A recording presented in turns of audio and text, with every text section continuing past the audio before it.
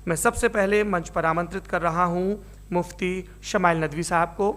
आइए सर जी।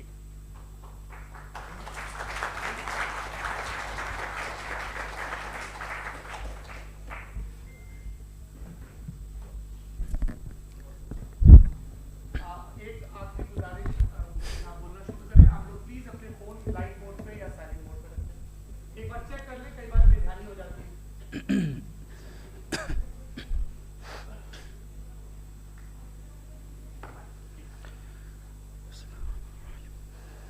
तमाम तारीफ़ें उस क्रिएटर के लिए जिसने इस यूनिवर्स को एक मकसद के तहत पैदा किया है।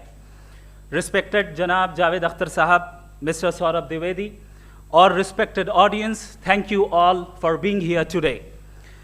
आज की डिबेट में चूंकि हम बात करने वाले हैं डज गॉड एग्जिस्ट के टॉपिक पर, तो ये एक ऐसा टॉपिक है जिसके मुताल्लिक कोई भी डिसीजन लेने के लिए अलग अलग स्टैंडर्ड्स हो सकते हैं।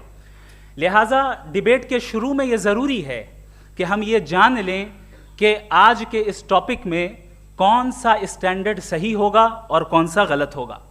सबसे पहला स्टैंडर्ड जिसे मैं समझता हूं कि हमारे रिस्पेक्टेड जनाब जावेद अख्तर साहब बड़ी तेज़ी के साथ उसकी तरफ लपकेंगे, वो है साइंस।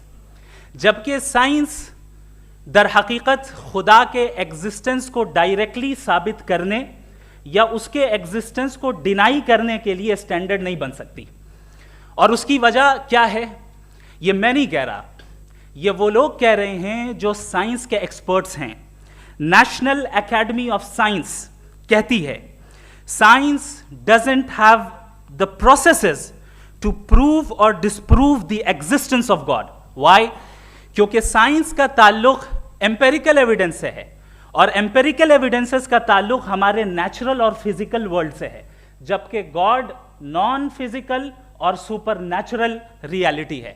लिहाजा नॉन फिजिकल रियलिटी को आप उस टूल के साथ नहीं चेक कर सकते जिसका काम फिजिकल रियलिटी को तलाश करना है। लिहाजा आज इस डिबेट में गॉड की एग्जिस्टेंस को साबित करने या उसे डिनाई करने में साइंटिफिक एविडेंस को एक्सेप्ट नहीं किया जाएगा। दूसरा स्टैंडर्ड हो सकता है रेविलेशन, कि रेविलेशन के जरिए हम ये साबित करें कि गॉड एग्जिस्ट करता है या नहीं। लेकिन ये स्टैंडर्ड भी आज इररेलेवेंट है। क्यों? क्योंकि रेविलेशन मेरे नज़दीक सोर्स ऑफ नॉलेज है, वैलिड सोर्स ऑफ नॉलेज है, लेकिन हमारे जावेद अख्तर साहब के नज़दीक ये वैलिड सोर्स ऑफ नॉलेज नहीं है। लिहाजा आज की डिबेट में मैं एक भी एविडेंस किसी भी मजहबी स्क्रिप्चर से नहीं दूंगा ताकि जावेद अख्तर साहब के लिए वो अनएक्सेप्टेबल ना हो। तीसरा जो मेयार हो सकता है वो है ऑब्जर्वेशन, कि भाई कोई कहे कि हमें खुदा दिखाओ, अगर है तो दिखाओ, या ये कि खुदा के एग्जिस्टेंस पर एम्पेरिकल एविडेंस दो, तो ये है दर हकीकत गलत टूल का इस्तेमाल करना। ये ऐसा ही है कि जावेद साहब मुझसे ये मुतालबा करें कि मुफ्ती साहब आप मेटल डिटेक्टर के जरिए प्लास्टिक डिटेक्ट करके दिखाएं। अब चूंकि प्लास्टिक डिटेक्ट नहीं हो पा रही है लिहाजा plastic does not exist. No, you are using the wrong tool. इस टूल से प्लास्टिक को डिटेक्ट नहीं किया जाता। लिहाजा मैं समझता हूं कि गॉड के एग्जिस्टेंस पर एम्पेरिकल एविडेंस का मुतालबा करना एक बचकाना मुतालबा है और हमारे रिस्पेक्टेड जनाब जावेद अख्तर साहब इस स्टेज से अब बहुत आगे निकल चुके हैं। अब बचता है एक ही स्टैंडर्ड और वो स्टैंडर्ड है अक्ल, लॉजिक, रीजनिंग। और यही वो स्टैंडर्ड है जिसके तहत गॉड की एग्जिस्टेंस को साबित किया जाएगा या गॉड की एग्जिस्टेंस को डिनाई किया जाएगा। लेकिन चूंकि ये बहुत इंपॉर्टेंट और सेंसिटिव टॉपिक है, इसलिए लॉजिकल आर्ग्यूमेंट भी ऐसा होना चाहिए जो डेफिनेटिव हो, इनडेफिनेटिव ना हो, जो 2 और 2 4 की तरह बिल्कुल वाजे हो, जिसे लॉजिकली रिजेक्ट करना पॉसिबल नहीं हो। फॉर एग्जाम्पल हम कहें हमारे रिस्पेक्टेड मिस्टर सौरभ साहब, ये एक इंसान है और तमाम इंसान कॉन्शियस बीइंग है, लिहाजा नतीजा क्या निकला, हमारे सौरभ साहब भी कॉन्शियस बीइंग है। क्या ये इनडेफिनेट आर्ग्यूमेंट है या डेफिनेट आर्ग्यूमेंट है? ये डेफिनेट आर्ग्यूमेंट है। ये 2 और 2 की तरह वाजे है, इसमें किसी तरह जो है लॉजिकली इसको रिजेक्ट नहीं किया जा सकता। तो अगर आज हमारे जावेद अख्तर साहब ऐसी कोई अकली दलील और लॉजिकल एविडेंस दें खुदा के ना होने पर जो डेफिनेट भी हो, तो मैं ये ऐलान करता हूं कि यकीनन मैं उस एविडेंस को कबूल करूंगा और उस पर गौर करूंगा। लेकिन साथ में यह भी ऐलान कर देता हूं प्रेडिक्शन के तौर पर कि ऐसा कोई डेफिनेट आर्ग्यूमेंट कोई नहीं पेश कर सकता। दलील हम देंगे और डेफिनेटिव दलील देंगे, लॉजिकल दलील देंगे, ऐसी दलील देंगे जो एंटायर एथिस्टिक वर्ल्ड उसे रेफ्यूट नहीं कर सकती। चलें अब हम एक एग्जाम्पल सोचते हैं, एक सिनेरियो, सिंपल सिनेरियो, तमाम ऑडियंस से गुजारिश है, हम और आप एक आइसोलेटेड आइलैंड पर हैं, ऐसा आइलैंड जहां पे हमसे पहले कोई कभी नहीं गया। चलते चलते आपके सामने अचानक आपने देखा एक पिंक कलर की बॉल पड़ी हुई है। सबसे पहला सवाल आपके जहन में क्या आएगा कि ये बॉल यहां क्यों आई, कैसे आई, ये पिंक कलर की ही क्यों है, कोई और कलर भी हो सकता था, ये इसी शेप में क्यों है, कोई और शेप भी हो सकता था। नेचुरली आप इस तरफ पहुंचेंगे कि कोई ना कोई है जिसने इन स्पेसिफिक प्रॉपर्टीज के साथ इस बॉल को बनाया है और यहां पे रखा है। चूंकि आप जानते हैं कि ये जो बॉल है इसका एग्जिस्ट करना जरूरी नहीं है, ये एग्जिस्ट कर भी सकती थी, नहीं भी कर सकती थी, और एग्जिस्ट करना ही था तो किसी और फॉर्म में करती, किसी और कलर में करती। अब आप इस बॉल को एक्सपैंड करते चले जाएं, एक्सपैंड करते चले जाएं, एक्सपैंड करते चले जाएं, यहां तक कि ये बॉल यूनिवर्स के साइज की हो जाए। बताइए कि क्या साइज के बढ़ जाने से सवाल बदल जाएगा? हरगिज नहीं बदलेगा। अभी भी सवाल रहेगा, ये यूनिवर्स कहां से आया, इन स्पेसिफिक प्रॉपर्टीज के साथ कहां से आया, क्यों आया, किसने बनाया, ये सवाल उस वक्त भी वैलिड रहेगा। लेकिन ये सवाल अगर हम जनाब जावेद अख्तर साहब से करें तो चूंकि इनका वर्ल्ड व्यू एथिस्टिक है, और सिर्फ इनका नहीं, मतलब जितने भी एथिस्ट हैं और एथिस्टिक वर्ल्ड व्यू को रखने वाले से अगर आप ये सवाल करें कि ये यूनिवर्स कहां से आया, तो इनका जवाब या तो आर्ग्यूमेंट फ्रॉम इग्नोरेंस होगा या डॉगमेटिक होगा। या तो ये कहेंगे कि मुझे नहीं पता कि ये कहां से आया, लिहाजा गॉड डज नॉट एग्जिस्ट, ये आर्ग्यूमेंट फ्रॉम इग्नोरेंस है, या ये कहेंगे कि ये यूनिवर्स खुद ब खुद बन गया। इसका मतलब ये है कि उस बॉल को भी खुद ब खुद बन जाना चाहिए, लेकिन बॉल के ताल्लुक से ये एक्सप्लेनेशन एक्सेप्ट नहीं की जाएगी कि ये खुद ब खुद बन गई, लेकिन यूनिवर्स के ताल्लुक से कर दिया जाएगा। इसे हम दूसरे अल्फाज में डॉगमा भी कह सकते हैं। दूसरी चीज, हमारे जावेद अख्तर साहब जरूर गॉड ऑफ गैप्स की मिसाल भी जरूर देंगे, और मिसाल देंगे कि पहले ज़माने में बिजलियां कड़कती थी तो लोगों ने किसी एक खुदा की तरफ, और बारिश होती थी तो दूसरे खुदा की तरफ मंसूब कर दिया, उनके पास दलील नहीं थी। यह हमारा वर्ल्ड व्यू है ही नहीं, यह हमारा वर्ल्ड व्यू है ही नहीं, क्योंकि नेचुरल फिनोमेना के प्रोसेस की इंटरप्रिटेशन को जान लेने से यह कहां से साबित हो गया कि गॉड एग्जिस्ट नहीं करता है। इस पर मैं इंशाअल्लाह अभी आगे बात करूंगा।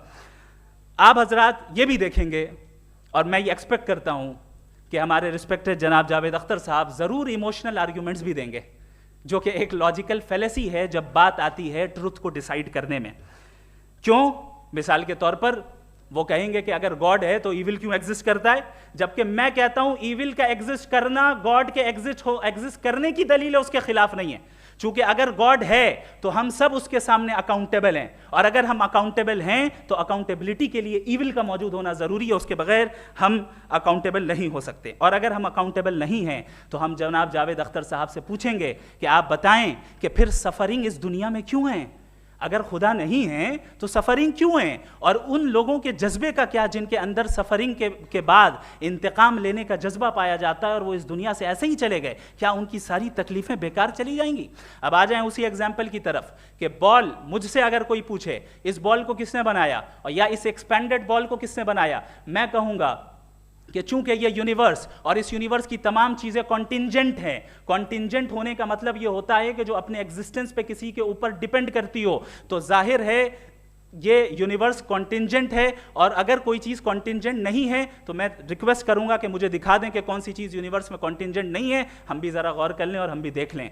और जब कॉन्टिंजेंट चीजें मौजूद हैं तो फिलोसोफर्स की इस्तिलाह के मुताबिक, हम उस टर्मिनोलॉजी के मुताबिक हम उस जगह तक पहुंचते हैं और उस हस्ती तक पहुंचते हैं जिसे नेसेसरी बीइंग कहा जाता है, कि ये वो नेसेसरी बीइंग है जिसका मौजूद ना होना नामुमकिन हो। चूंकि अगर ये मौजूद ना हो तो सारी चीजें एग्जिस्टेंस में आएंगी ही नहीं, और ये सारी कॉन्टिंजेंट चीजें उसी के ऊपर डिपेंड करती हैं। अब अगर आप ये सवाल करते हैं कि फिर उस हस्ती को किसने बनाया, फिर उसका कॉज क्या है, फिर उसका कॉज क्या है, फिर उसका कॉज क्या है, और एंडलेसली चले जाएं, इसे हम कहते हैं इन्फिनिट रिग्रेस ऑफ कॉजेस, जो कि लॉजिकल फेलेसी है। कॉन्सेप्चुअली इन्फिनिटी इन्फिनिटी पॉसिबल है। मिसाल के तौर पे न्यूमेरिकल्स 1 2 3 गिनते चले जाएं, इन्फिनिट नंबर्स हैं। मैं कॉन्सेप्चुअली बात नहीं कर रहा, प्रैक्टिकली रियलिटी में साबित करके दिखाएं कि infinite regress of causes possible हैं या नहीं। अगर पॉसिबल हैं तो हम मान लेंगे, मिसाल दे दें, और पॉसिबल नहीं है तो एक ही ऑप्शन बचता है जिसे हम कहते हैं नेसेसरी बीइंग। ऐसी नेसेसरी बीइंग जो इंडिपेंडेंट है, क्योंकि अगर वो डिपेंडेंट हुई तो वो नेसेसरी नहीं रहेगी। ऐसी इंडिपेंडेंट बीइंग जो इटर्नल है, अगर वो इटर्नल नहीं होगी, उसकी बिगिनिंग होगी तो वो खुद कॉन्टिंजेंट है। ऐसी बीइंग जो पावरफुल है, क्योंकि कॉन्टिंजेंट को एक्चुअलाइज करने के लिए पावर चाहिए। ऐसी बीइंग जो इंटेलिजेंट है और नॉलेजेबल है, क्योंकि ये यूनिवर्स स्पेसिफिक फॉर्म और स्पेसिफिक लॉज ऑफ नेचर के तहत प्रिसाइजली चल रहा है। Thank you. थैंक यू मुफ्ती साहब। मैं इन दलीलों के बाद जावेद अख्तर साहब से गुजारिश करूंगा, आप बैठ के बोलना चाहेंगे या वहाँ? जी।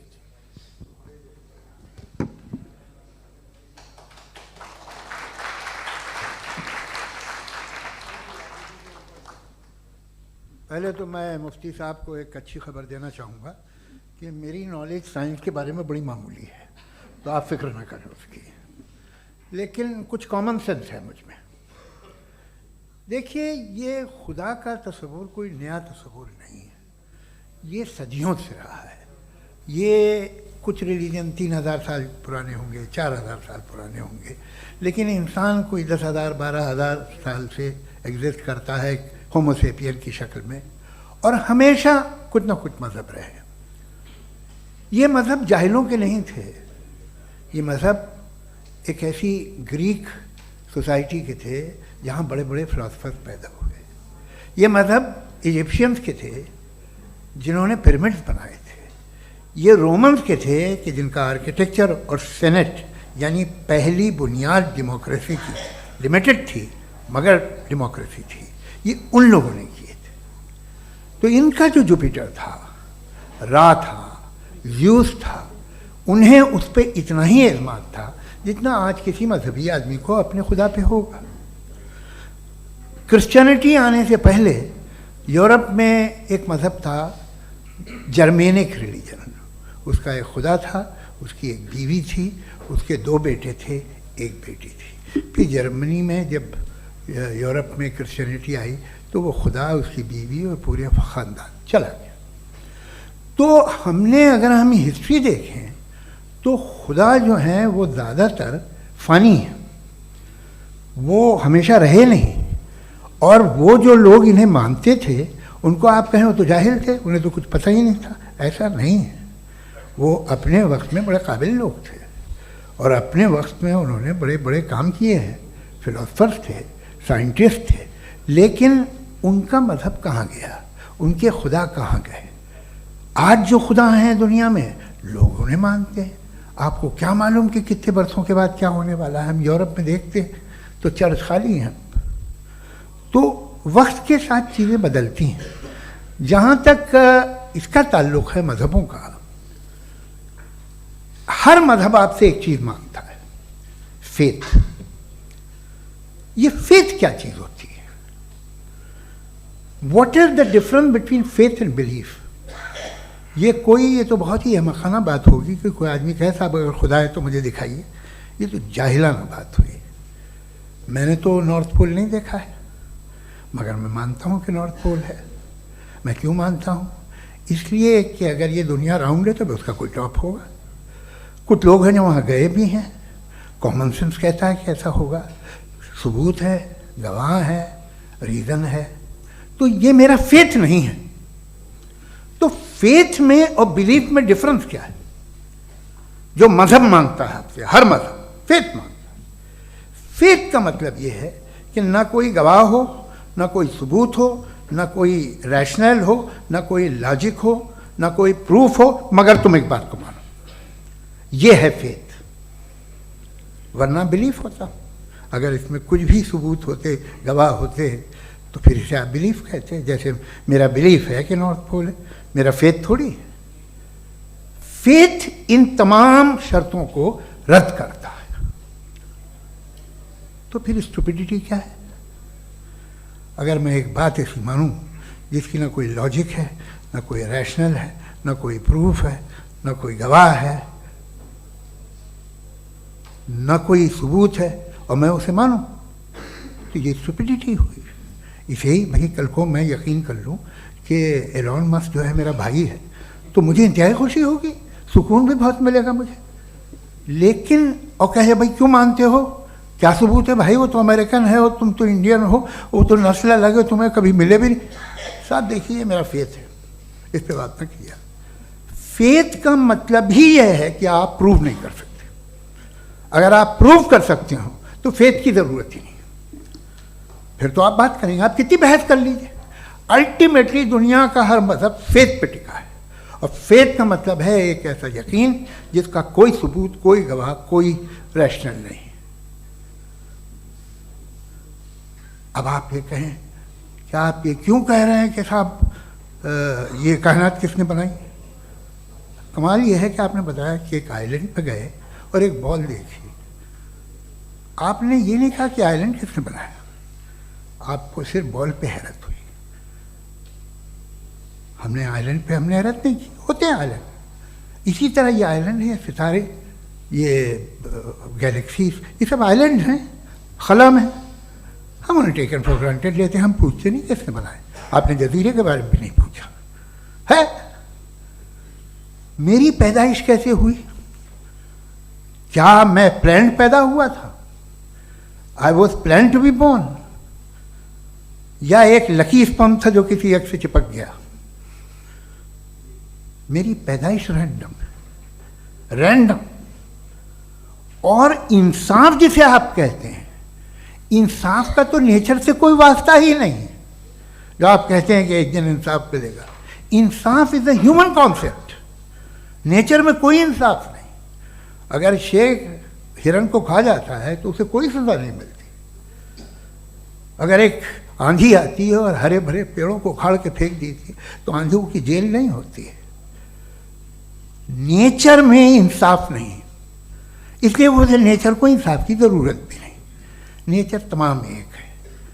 अब हम कहें कि साहब ये देखिए जो मैंने खाना खाया था, ये मेरी आँख तो नहीं यूँ कर दिया उसे, तो इसे सज़ा मिलनी नहीं, वो सिस्टम है, ऐसे ही चल रहा है। नेचर बग़ैर इंसाफ के है। इंसाफ इज़ अ ह्यूमन कॉन्सेप्ट। तो जो आपसे कहता है कि मैं तुम्हें इंसाफ दूंगा, वो इंसानी जहन की पैदावार है। ये नेचुरल है ही नहीं, ये आसमानी है ही नहीं। नेचर का तसव्वुर, इंसाफ का तसव्वुर। भाई आप साथ मिलते हैं, अब आप लेफ्ट हैंड ड्राइव कर लें, ये क्या है? तमाम सच, तमाम नेकी, तमाम शराफत लेफ्ट हैंड ड्राइव है। वरना क्या होगा, या तो आप क्योस कर देंगे, आपका एक्सीडेंट हो जाएगा, या आप किसी को मार देंगे, या ट्रैफिक जैम हो जाएगा। झूठ, बेईमानी, रिश्वतखोरी, ये तमाम जो है driving on the wrong side है। इसके ऊपर कुछ नहीं। ये तो हमने बनाया, जैसे हमने लेफ्ट हैंड ड्राइव बनाई है। ये कॉन्सेप्ट ऑफ इंसाफ जो है ये हमारा है, इसका नेचर से कोई वास्ता नहीं। शेर खा जाता है हिरन को, उसे जेल होती है क्या? कुछ भी नहीं, है ही नहीं। तो ये जो दुनिया के रिलीजन प्रॉमिस करते हैं आपसे इंसाफ, इसी से मालूम होता है कि ये मैन मेड है। ये तसव्वुर कहीं और का है ही नहीं। जो नेचर है, कुछ लोग कहते हैं नेचर ही खुदा है, तो नेचर में तो इंसाफ नहीं कहीं। और आप वादा कर रहे हैं कि तुम्हें मरने के बाद इंसाफ मिलेगा। मुझे अगर मिलेगा तो मैं बहुत खुश होऊंगा, लेकिन मैं यकीन नहीं कर पाता हूँ, इसलिए कि मैं फेथ नहीं पैदा कर सकता। The very fact that religions demand faith, इसका मतलब है कि उनके पास जस्टिफिकेशन नहीं है। अच्छा साहब, फिर रिलीजन अगर मॉडरेशन में है, कोई सा भी नहीं, वो आप में कुछ खूबियाँ भी पैदा करता होगा। देखिए उससे ये फ़ायदा है, वो फ़ायदा है। अल्कोहल जो है वो ज़्यादातर दवाओं में यूज़ होती है, और एक सर्वे किया गया था अमेरिका में कि लॉन्जिटिविटी किन लोगों की है। तो एक तरफ वो लोग थे जो शराब पीते ही नहीं थे, और एक तरफ वो थे जो एक बोतल शराब रोज़ पीते थे। सबसे ज़्यादा लंबी उम्र उनकी है जो 2 पैक नाप के शराब पीते और खाना खाते हैं। मगर हम शराब को बुरा समझते हैं, मैं भी बुरा समझता हूँ। क्यों? ऐसा होता नहीं। कुछ चीज़ों में आदत होती है कि वो बढ़ती है। आज तक में एक आदमी दूध पीता है, आप 10 साल बाद भी मिलेंगे तो एक ही गिलास पीता होगा। ऐसा नहीं होता, सुबह से दूध पीता रहता है। मिल्कोहलिक मैंने नहीं देखे, अल्कोहलिक होते हैं। ये टेंडेंसी है मजहब की कि वो बढ़ता है, जैसे कैंसर बढ़ता है, जैसे शराब बढ़ती है। कुछ लोग होंगे जो उसे सही तरह से यूज़ करते हैं। मुझे यकीन है कि हमारे मुफ्ती साहब भी उनमें से एक हैं। इनसे बहुत खुशी हुई मुझे इनसे मिलकर। लेकिन कितने लोग हैं कि आज आप देखते हैं दुनिया में जो तबाहियाँ हैं, इनमें कितना हाथ है उन लोगों का जो बिलीवर कहते था मजहब ये नहीं कहता, ना कहता होगा, मगर जब ये मजहब पीते हैं तो ऐसे बिहेव करते हैं। थोड़ा सा अगर हो तो शायद बहुत अच्छी बात, लेकिन शराब थोड़ी सी नहीं रहती, उसमें टेंडेंसी है। पहले थोड़ा सा अगर 2-3 कैंसर के सेल हो ना बॉडी में तो आदमी इससे में रहेगा, लेकिन वो 2-3 सेल नहीं रहते, वो मल्टीप्लाई होते हैं। जावेद साहब टाइम पूरा हो गया। टाइम हो गया तो बस बात खत्म हो गई। अच्छा, मुझे कुछ और कहने को था भी नहीं। जी, मैं पहले जवाबी दौर के लिए इनवाइट कर रहा हूँ मुफ्ती साहब को। Your rebuttal round 1, you have 7 minutes.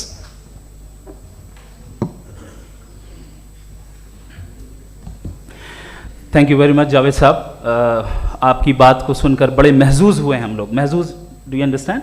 We enjoyed. Okay, अब थोड़ा सा लॉजिकली उसको हम लोग देखते हैं। दरअसल हम लोगों ने कल गुजारिश की थी मुफ्ती साहब से भी, जावेद साहब से भी, कि हिंदुस्तानी ज़बान आम फहम सबको समझ में आ जाए और जहाँ कहीं आप मुश्किल शब्द इस्तेमाल करें वहाँ बताते भी चलें। Thank you. तो सबसे पहले हमारे रिस्पेक्टेड जावेद साहब ने हवाला दिया कि खुदा फ़ानी है। कितने मजहब आगे चले गए, किसी ने जुपिटर को खुदा माना, किसी ने किसी को माना। मैं कहता हूँ जिसने कॉन्टिंजेंट चीज़ को खुदा माना, गलत माना, वो खुदा ही नहीं, वो खुदा ही नहीं है। हम तो नेसेसरी बीइंग को साबित करने बैठे हैं, वो नेसेसरी कॉज जो इटरनल है, जो अबदी भी है और अजली भी है। हम किसी और को साबित करने नहीं बैठे। दूसरी चीज उन्होंने कहा कि फेथ एंड बिलीफ, ये एक ऐसी डेफिनेशन है फेथ की जो इन्होंने पहली मर्तबा पेश की है, या माफ कीजिएगा इन्होंने पहली मर्तबा पेश नहीं की है, रिचर्ड डॉकिंस ने पहली मर्तबा पेश की है। मुझे मालूम है ये सोर्स कहां से है। एपिस्टेमोलॉजिकली फेथ और बिलीफ का फर्क आप इस तरह नहीं कर सकते सर। फेथ सही भी होता है, गलत भी होता है, बिलीफ सही भी होता है, गलत भी होता है। जो लॉजिक, रीजन और एविडेंस से बैक्ड होगा वो फेथ सही होगा। और आप जिस फेथ की बात कर रहे हैं कि इलॉजिकल है और उसके पीछे नहीं है, तो we are on the same page. हम नहीं मानते उस फेथ को, जो फेथ ऐसा हो जिसके पीछे कोई लॉजिक ना हो, एविडेंस ना हो, हम नहीं मानते। हम तो उस फेथ के कायल हैं जिसके पीछे लॉजिक हो और एविडेंस हो। तो बिलीफ सही भी होता है, गलत भी होता है, फेथ भी सही होता है और गलत भी होता है। तो आज फेथ और बिलीफ के डिफरेंस पे बात नहीं हो रही। आज आप चाहे फेथ एक्सेप्ट कर लें या बिलीफ एक्सेप्ट कर लें, आज ये बात होगी कि ट्रूथ क्या है। चाहे ट्रू बिलीफ सही है या ट्रू फेथ सही है, और फॉल्स फेथ क्या है और फॉल्स बिलीफ क्या है, बात इस पे हो रही। दूसरी चीज इन्होंने पूछा स्टुपिडिटी फिर क्या है। अगर फेथ रिलीजन स्टुपिडिटी नहीं है तो और क्या है? चूंकि फेथ का मुतालबा करते हैं तो स्टुपिडिटी क्या है? मैं कहता हूं स्टुपिडिटी एथिज्म है। उसकी वजह यह है कि आप एक सड़क पे जा रहे हो और आप किसी गार्डन में जाएं और देखें वहां लिखा है फूलों के साथ I love Javed Akhtar, and I really do, I love you sir. So जब आप वहां पर पहुंचे तो वहां पहुंचकर अब ये बताएं, क्या आप ये कहेंगे वाह व्हाट अ नेचुरल सिलेक्शन? ये क्या नेचुरल सिलेक्शन है? नहीं, ये प्रिसाइजली डिजाइंड है, इसके पीछे डिजाइनर है। लिहाजा अगर कोई एक ऐसी कॉमन सेंस की बात को कबूल नहीं कर रहा है कि यूनिवर्स जो इतने प्रिसाइजली काम कर रहा है, हम कह दें कि खुद ब खुद बन गई, मैं समझता हूं इससे बड़ी स्टुपिडिटी और कुछ नहीं है। ये इरैशनल चीज है। फिर हमारे सर ने कहा कि आपने बॉल पे फोकस किया, आइलैंड पे फोकस नहीं किया। अरे आइलैंड को किसने बनाया यही समझाने के लिए तो बॉल की मिसाल दे रहा हूं। और बॉल भी कॉन्टिंजेंट है, आइलैंड भी कॉन्टिंजेंट है, दोनों नेसेसरी बीइंग का मुतालबा करते हैं। आगे इन्होंने कहा कि नेचर में कोई इंसाफ नहीं है। हम डिसाइड करते हैं कि मोरालिटी क्या होती है, इंसाफ क्या होता है। हम डिसाइड करते हैं, जैसे ड्राइविंग सीट में ट्रैफिक वाला, ये तो किसी खुदा ने नहीं कहा, ये है, इसे कहते हैं फॉल्स इक्विवेलेंस। ये एक लॉजिकल फेलेसी है। आपने जो है मिसाल दी ड्राइविंग की और ट्रैफिक की, ये सब्जेक्टिव मोरालिटी है। आप सब्जेक्टिव मोरालिटी को मिसाल बनाकर ऑब्जेक्टिव मोरालिटी के ऊपर नहीं थोप सकते। इंसाफ की ऑब्जेक्टिव मोरालिटी है। अगर आप ये कहते हैं कि नेचर में इंसाफ नहीं है, तो इंसाफ का न होना ये नेचुरल हुआ, तो फिर नेचर को नेचर रहने दे। क्यों हम इतना स्ट्राइव कर रहे हैं दुनिया में इंसाफ लाने के लिए? ये तो इलॉजिकल बात है, इरैशनल बात है। इसलिए बहुत सी चीजें ऐसी हैं जो ऑब्जेक्टिवली जो है इविल या गुड हैं, और बहुत सी चीजें ऐसी हैं जो सब्जेक्टिवली हैं। सब्जेक्टिवली जो मोरल होता है या इमोरल होता है, उसको हम सोशल कंसेंसस से या पर्सनल प्रेफरेंस से डिसाइड करते हैं। लेकिन जो ऑब्जेक्टिव मोरालिटी है, जिसमें इंसाफ आया, जो इन्होंने बार बार रिपीट किया, ये ऑब्जेक्टिव है, सब्जेक्टिव नहीं है। अगर आप कहते हैं ये सब्जेक्टिव है, तो मेरा सवाल आपसे ये है, क्या सोशल कंसेंसस के जरिए अगर जुल्म को सही करार दे दिया जाएगा तो आप जुल्म को जस्टिफाई करेंगे? दूसरी चीज, इन्होंने ये कहा कि 2 पैक शराब पी लें तो वो उतने पे नहीं रहता, बढ़ जाता है। यही मामला मजहब के साथ है। 2 पैक आप पी लें, बढ़ेगा। तो ये एक ऐसी मिसाल है, इसको कहीं भी फिट कर लें कि आप एथिज्म पे जब फिट करें, जब आप 2 पैक एथिज्म का लेंगे ना, तो वो बढ़ बढ़ के नॉर्थ कोरिया बनेगा। Thank you.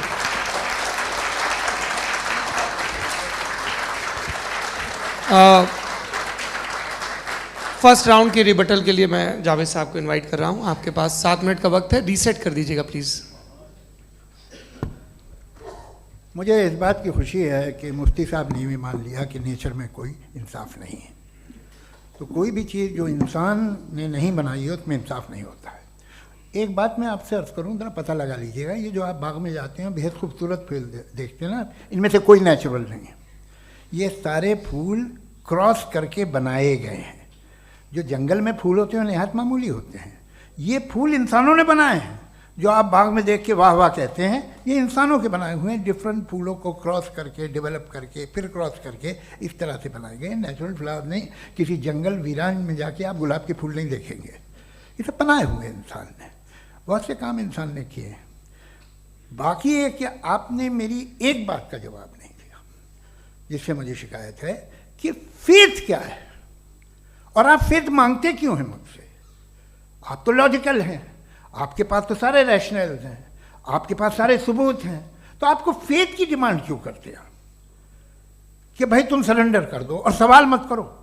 कोई मजहब सारे सवाल करने की इजाज़त नहीं देता है और मना करता है कि ज़्यादा सवाल ना करो, बहक जाओगे तुम। आप क्यों रोकते हैं? हकीकत यह है कि इंसानी तारीख क्या है। इंसानी तारीख ये है कि दुनिया में 2 तरह के लोग हुए हैं। एक वो जिन्होंने अपनी लाइल्मी की परस्तिश की है, दूसरे वो जिन्होंने अपनी इग्नोरेंस या लाइल्मी से झगड़ा किया है और मालूम किया है कि क्या है। ये जो आप कह रहे हैं, आज आप हैरान हैं कि भाई ये यूनिवर्स कैसे बनी। लोग हैरान थे कि सूरज डूबता है तो इधर से कैसे निकलता है। और आप एक कदम जाके हमेशा का मानने को तैयार है, एक कदम पीछे ही मान जाइए। भाई आप इसके बाद जाते हो, कहते सवाल ना करना कि ये कहाँ से आया, ये पावर तो हमेशा से हमेशा रहेगी। तो आप यूनिवर्स के बारे में मानने में क्या तकलीफ है? एक कदम पहले रुक जाइए। ये हमेशा से थी या नहीं थी, हमें मालूम नहीं है। और ये कहना कि हमें मालूम नहीं है, कमाल ये है कि दुनिया के सारे मजहब सब जानते हैं ये दुनिया कैसे बनी थी, कैसे मिटेगी, मरने के बाद क्या होगा, इनको सब इल्म है। इनको किसी को डायनासोर होते थे पहले ये नहीं पता था, किसी को नहीं पता। किसी भी दुनिया की मजहबी किताब में डायनासोर का जिक्र नहीं है। लेकिन बाकी सब बातें, how to make universe in 4 easy lessons and बाकी सब पता है। जिसको सब पता है वो गड़बड़ है। हम में ये इंकिसार, ये ह्यूमिलिटी होनी चाहिए कि हम ये कहें कि हमें ये बहुत सारी बातें नहीं मालूम, लेकिन हम उनकी परस्तिश ना करें, अपनी लाइल्मी को की परस्तिश ना करें, हम उसे पता लगाने की कोशिश करें। जिस दुनिया में आप बैठे हैं सर, ये हॉल जो है, ये इलेक्ट्रिसिटी जो है, ये माइक जो है, जिस हवाई जहाज से आप आए थे, वो जिस कार से आप यहाँ आए हैं, ये सब उन लोगों की बनाई हुई है जिन्होंने सवाल किए थे। ये दुनिया जिसमें आप आज आराम से हैं, ये उन लोगों की बनाई है कि जिन्होंने सवाल किए थे। और हर स्टेज पे इन सवालों को मकरूह कहा गया था। गलत कहा गया था। आप ज़रा तारीख पढ़िए, एक बड़ी दिलचस्प किताब है बर्ट्रैंड रसेल की, जिसमें उसने रिलीजन एंड साइंस कि कब से रिलीजन जो है साइंस के अगेंस्ट है, और हद तो ये है कि भाप के इंजन के खिलाफ थे, स्टीम इंजन के भी खिलाफ थे, और फतवे हुए उन पर, वेटिकन ने दिए। तो ये हमेशा, अभी जैसे ही ये राइट विंगर आते हैं अमेरिका में पावर में, तो वो जो अपना ये क्या बोलते हैं उसे, सीड क्या बोलते हैं, सीड क्या जो, हाँ नहीं सीड जो होते हैं जिन पे जी नहीं भाई, वो जो ह्यूमन बॉडी के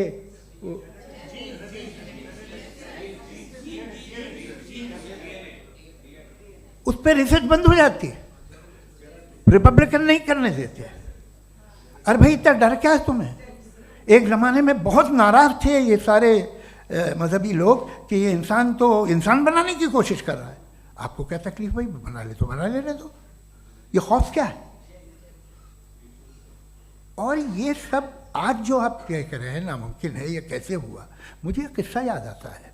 जब मैं 6ठी क्लास में था तो मैं मैथमेटिक्स में बहुत वीक था, तो एक टीचर रख दिया गया, उसने 1 2 3 4 5 6 7 को सिखा दिया मुझे। वो दिन मैं भूल नहीं सकता हूँ मुफ्ती साहब, जिस दिन उसने ये बताया कि 1/2 क्या होता है और 3/4 क्या होता है, मुझे ऐसा लगा कि मेरा सर बीच से फट जाएगा। यह आदमी कह रहा है कि जो दीवार के अंदर जाओ वॉक करते हुए। आज हंसता हूँ मैं इस बात पे।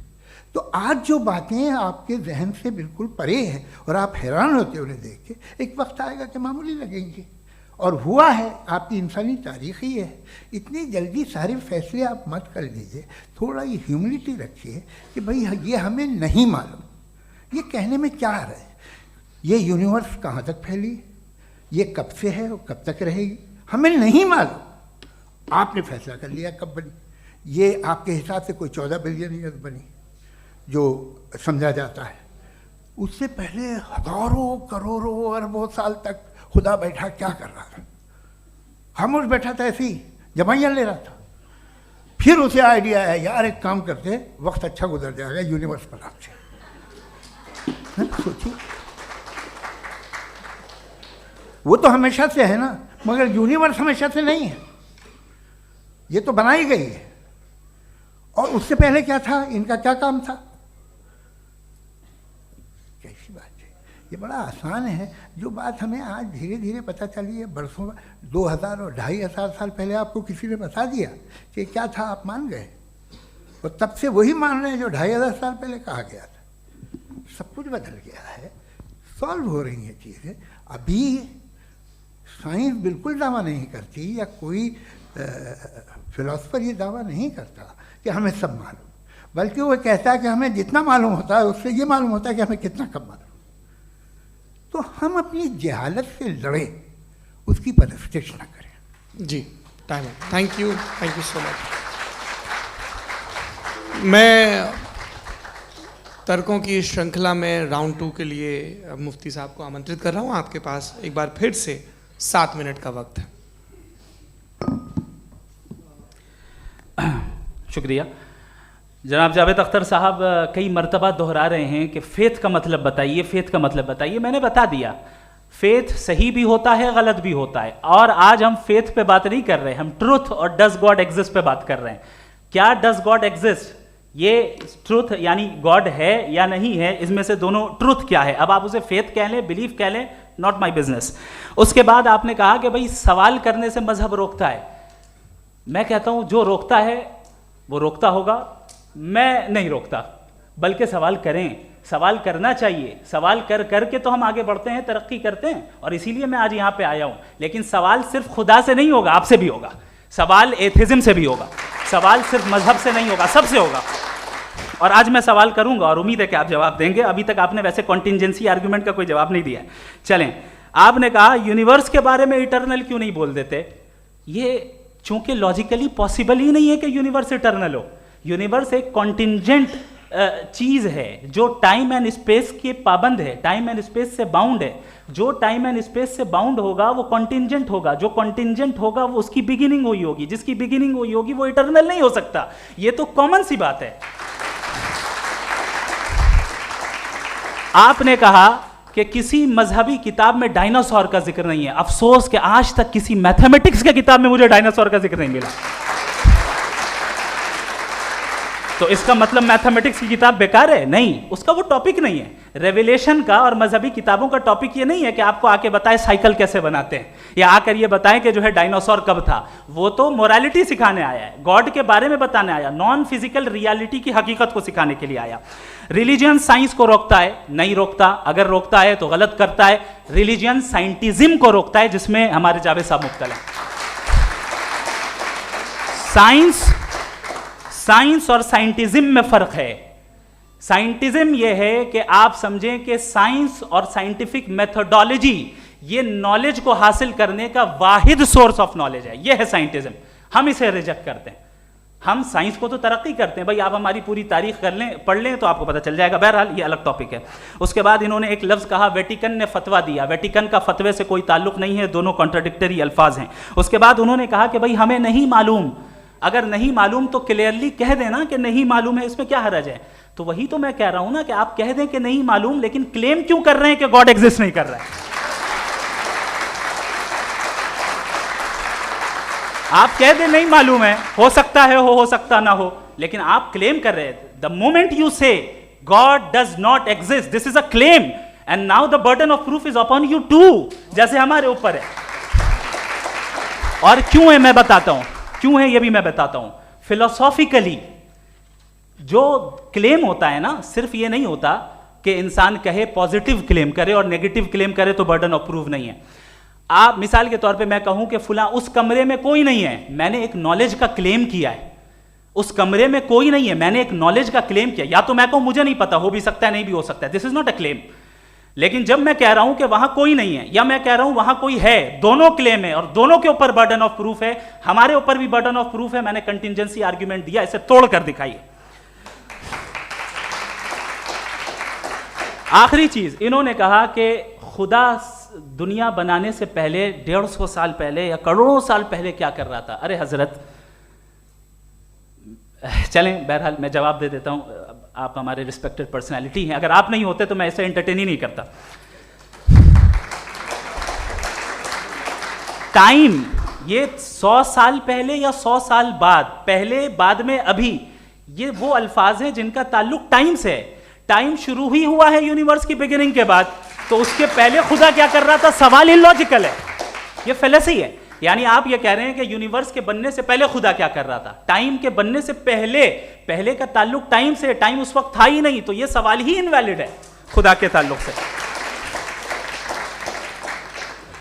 दूसरी चीज, आर्ग्यूमेंट ऑफ कंटिजेंसी जो मैंने आपके सामने पेश की है, आपने बार बार ये प्रूफ किया और ये कह रहे हैं कि गॉड ऑफ गैप्स। देखिए पहले नहीं मालूम था, साइंस ने कर दिया। सिंपल की मिसाल से मैं समझा देता हूं। जिस गैप्स की आप बात कर रहे हैं ना, साइंस उन गैप्स को जिन चीज के जरिए भी प्रूव करेगा वो कॉन्टिजेंट ही होगा। अब चाहे वो फोर्स हो, मैटर हो या एनर्जी हो।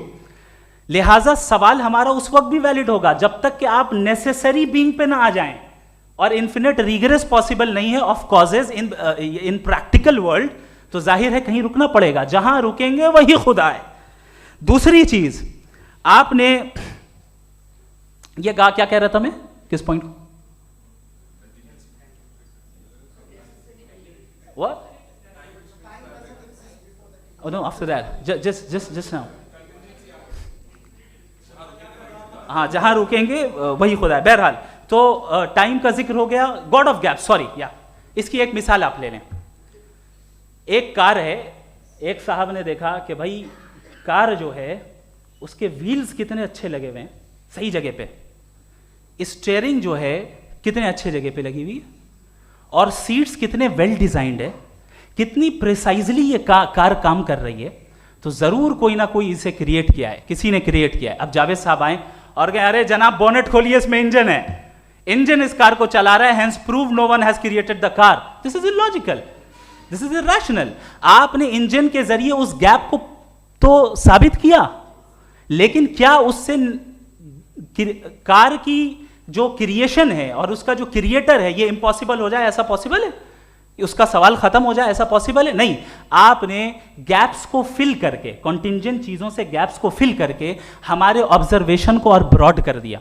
अब हमें और पता चल गया कि ये जो कार है इसका सिस्टम कितना ज्यादा कॉम्प्लेक्स है। पहले कम समझते थे, अब कॉम्प्लेक्सिटी और ज्यादा वाजे हो गई। अब हमें समझ में आ रहा है कि हमारी सर्टेनिटी और बढ़ गई कि जरूर इस कार को किसी ना किसी ने बनाया। यही मामला यूनिवर्स का है। साइंस हमेशा फिजिकल वर्ल्ड की चीजों को ही फिल करती जाएगी और फिजिकल चीजों से ही करती जाएगी, चूंकि एम्पेरिकल एविडेंस का ताल्लुक फिजिकल वर्ल्ड से है। आप साइंस के जरिए मेटाफिजिकल रियलिटी को कभी साबित नहीं कर सकते। ये रॉन्ग टूल का इस्तेमाल करना है। ये वही काम है कि आप मेटल डिटेक्टर से प्लास्टिक डिटेक्टर करने चलें, जो कि जाहिर है सही नहीं है। Thank you.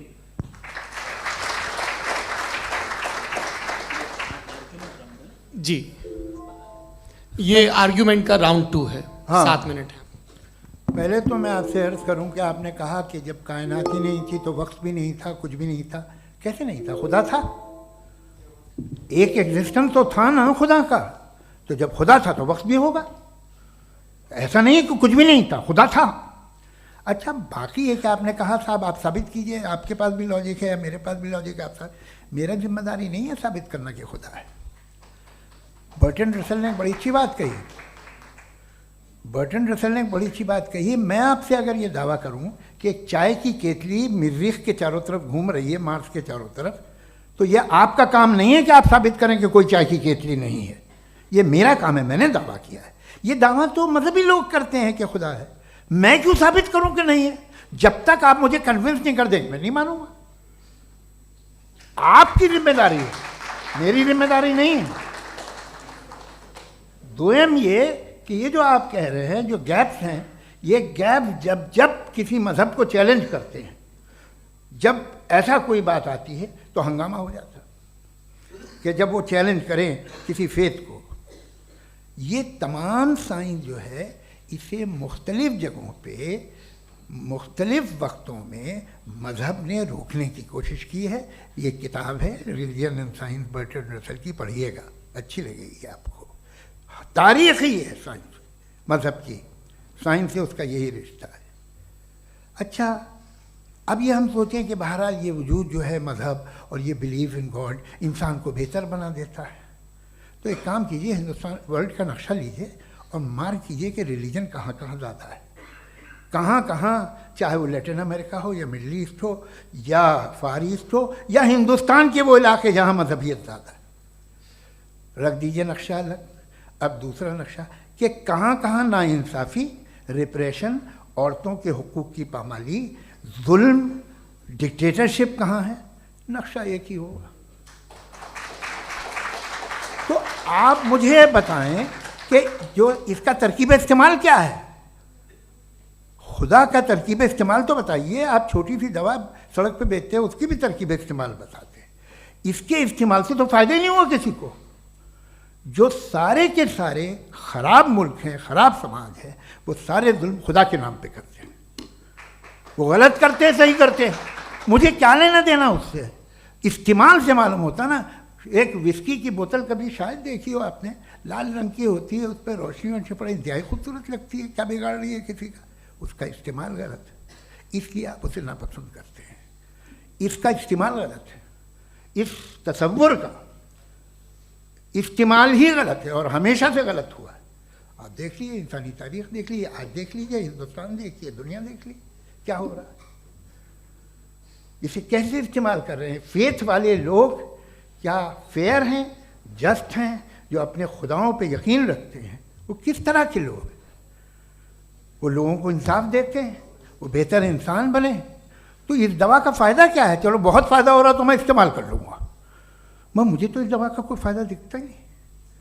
मुझे तो ऐसा लगता, मैं एक और बात बताऊं, अगर कोई आदमी मजहबी है और अच्छा आदमी है तो मैं उसकी बहुत इज्जत करता हूँ, इसलिए कि मेरा ख्याल है मजहबी आदमी का अच्छा होना मुझसे अच्छा होने से ज़्यादा मुश्किल है।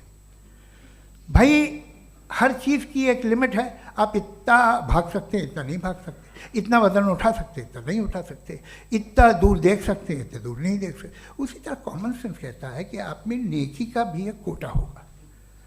अब आप अगर सुबह जाते हैं अपनी इबादत गाह और इबादत करते हैं तो बाहर निकलते हैं तो आप तो यही महसूस करते हैं कि आपने एक बहुत अच्छा काम किया, आपकी नेकी का एक बहुत बड़ा कोटा खर्च हो गया जिससे किसी का कोई फ़ायदा नहीं हो।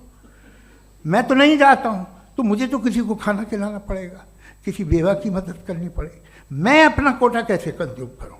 आप अपना कोटा, सारे मजहबी लोग इंतहाई यूजलेस कामों में यूज़ करते हैं, उसके बाद भी अगर आप में बच्ची है थोड़ी सी शराफत तो भाई वाह क्या बात है।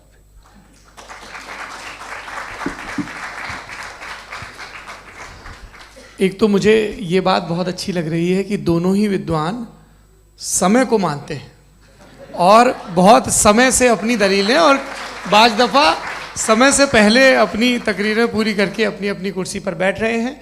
ये इस आर्ग्यूमेंट का राउंड 2 पूरा हुआ। अब रिबटल का राउंड 2 है और उसके बाद क्रॉस एग्जामिनेशन होगा। नहीं, आपका आर्ग्यूमेंट हो गया सर।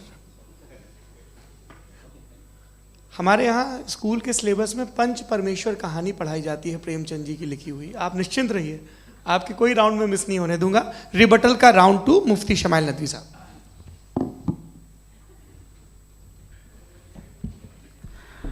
असल में जो हकीकी प्रॉब्लम है, असल प्रॉब्लम है वो ये है कि जावेद साहब के पास कॉन्सेप्ट ऑफ गॉड क्लियर नहीं है। इन्होंने कहा कि कायनात से पहले खुदा तो था, तब भी तो टाइम होगा। ये टाइम कायनात का हिस्सा है। हम खुदा, उस खुदा को मानते हैं नेसेसरी बीइंग का टाइमलेस होना ज़रूरी है, चूंकि वो टाइम का क्रिएटर है। जब उसने टाइम को क्रिएट किया तो वो खुद टाइम पे कैसे होगा? उसने जब स्पेस को क्रिएट किया तो खुद स्पेस में कैसे होगा? अगर वो टाइम एंड स्पेस को पहले से ही उसका पाबंद है तो फिर किस चीज़ को उसने क्रिएट किया? लिहाजा ये सवाल गलत है कि खुदा था तो टाइम होगा। बिल्कुल नहीं, टाइम के पाबंद हम हैं, खुदा नहीं है। हम फिजिकल वर्ल्ड से ताल्लुक़ रखते हैं, वो मेटाफिजिकल रियलिटी है। दूसरी चीज़ इन्होंने मिसाल दी कि चाय की केतली हवा में घूम रही होगी, और पता नहीं शायद वो बर्टन रसल का उन्होंने हवाला दिया। बहरहाल यही प्रॉब्लम है। प्रॉब्लम यही है कि हम चीज़ों के दरमियान डिफ्रेंशिएट नहीं कर पाते हैं। ये जो आपने मिसाल दी ये इमेजिनेशन है, और मैं जो साबित कर रहा हूँ वो लॉजिकल नेसेसिटी है। आप इमेजिन करने आए तो कुछ भी करें, जुपिटर में पिंक एलिफेंट होगा, यूनिकॉर्न होगा, करें, उससे कायनात पे क्या फर्क पड़ता है? उससे आप लॉजिकल नेसेसिटी साबित नहीं कर सकते। मैं तो उस प्राइम कॉज की बात कर रहा हूं, उस नेसेसरी बीइंग की बात कर रहा हूं जिसके बगैर इस कायनात का एग्जिस्टेंस मुमकिन नहीं है। दूसरी चीज, मजहब को साइंस चैलेंज करती है वगैरह वगैरह, ये हमारा टॉपिक ही नहीं है। मैं इस पर बात करूंगा तो फिर मेरा वक्त चला जाएगा। मजहब के ऊपर चूंकि हमारी डिस्कशन नहीं है, साइंस को मजहब और बिलखुसूस मैं और हमारा वर्ल्ड व्यू कम अज़ कम साइंस को पीछे नहीं करता है, साइंटिज्म की मजम्मत करता है। इसकी वजाहत मैंने पहले कर दी। दूसरी चीज़ इन्होंने कहा वर्ल्ड का नक्शा लीजिए, वर्ल्ड मैप लीजिए, 2 अलग अलग जगह की। हज़रत मैंने ये होमवर्क किया था और मैंने मिडिल ईस्ट का एक नक्शा लिया और यूरोप का एक नक्शा लिया। ये मजहबी इलाका और ये लिबरल और एथीस्ट इलाका। मुझे पता चला कि सबसे ज़्यादा रेप केसेस जो हैं वहाँ पर हैं।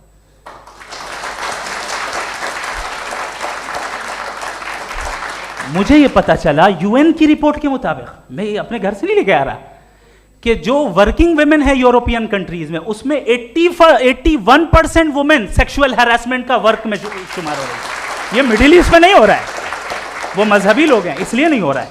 दूसरी चीज आपने ये कहा कि मजहबी आदमी का अच्छा होना हमारे अच्छे होने से बहुत मुश्किल है, बहुत मुश्किल है। तो इसका मतलब यह है कि गॉड के अलावा आपके पास अच्छे और बुरे का कोई स्टैंडर्ड है।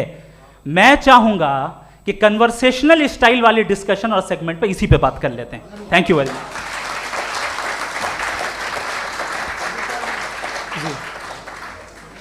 ये रिबटल का राउंड 2 है, आपके पास 5 मिनट का वक्त है और इसके बाद क्रॉस एग्जामिनेशन शुरू करेंगे। आप चाहें तो जो इन्होंने सवाल पूछे उनके जवाब आप रिबटल में भी दे सकते हैं। जी जी, देखिए पहले तो ये बात कि ये मिसाल गलत नहीं है, गलत है।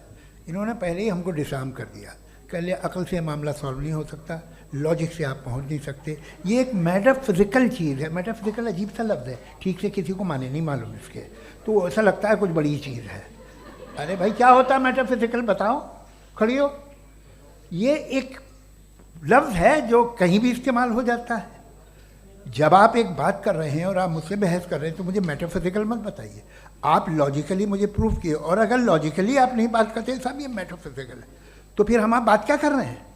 मेरा आपका किस ज़बान में कॉन्वर्सेशन होगा? और ये कहना कि वक्त पहले नहीं था, तो फिर क्यों कहते हैं ये हमेशा से और हमेशा रहेगा? हमेशा वक्त है, तो आप कैसे कहते हैं वो हमेशा से है और हमेशा रहेगा? हमेशा का मतलब है कोई वक्त, अगर वक्त ही नहीं है तो हमेशा कैसे? बाहर वो रहेगा। अब मैं ये देखता हूँ, आपने कहा ना कि वहाँ रेप ज़्यादा होते हैं, तो हम एक बात देखते हैं कि ये दुनिया जिस पे वो कादर मुतलक है, जिसकी मर्ज़ी के बगैर पत्ता भी नहीं हिलता, ओमनीपोटेंट है, ये दुनिया चल कैसे रही है? और इस दुनिया का हाल क्या है? 45,000 बच्चे जो 10 साल की उम्र से कम थे वो गाजा में मरे। भूख से काला हांडी में बच्चे मरते हैं और डिप्थेरिया से मरते हैं।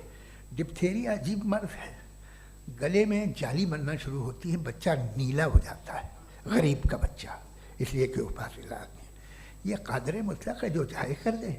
इससे आप दुआएं मांगते हैं हमारी, ये काम कर दे वो कर दे, तो इसका मतलब डे टू डे लाइफ में वो इंटरफेयर करता है और ये देख रहा है वो। अगर वो वाकई भी है फॉर डिस्कशन सेक, तो मैं जब दुनिया देखता हूँ तो मेरे दिल में उसके लिए कोई इज्जत नहीं पैदा होती। ये क्या कर रहे हो तुम पूरे ऑल पावरफुल हो, ओमनीपोटेंट हो, ओमनी प्रेजेंट हो। तुम तो वहाँ गाजा में रहे होगे ना, तुम हर जगह हो। तुम देख रहे थे कि बच्चे की कैसे धज्जियाँ उड़ रही, तुम देख रहे थे और तुम चाहते हो मैं तुम्हारी परस्तिश करूँगा, तुम हो भी। अरे यार, इससे अच्छे तो हमारे चीफ प्राइम मिनिस्टर हैं, कुछ तो ख्याल करते हैं।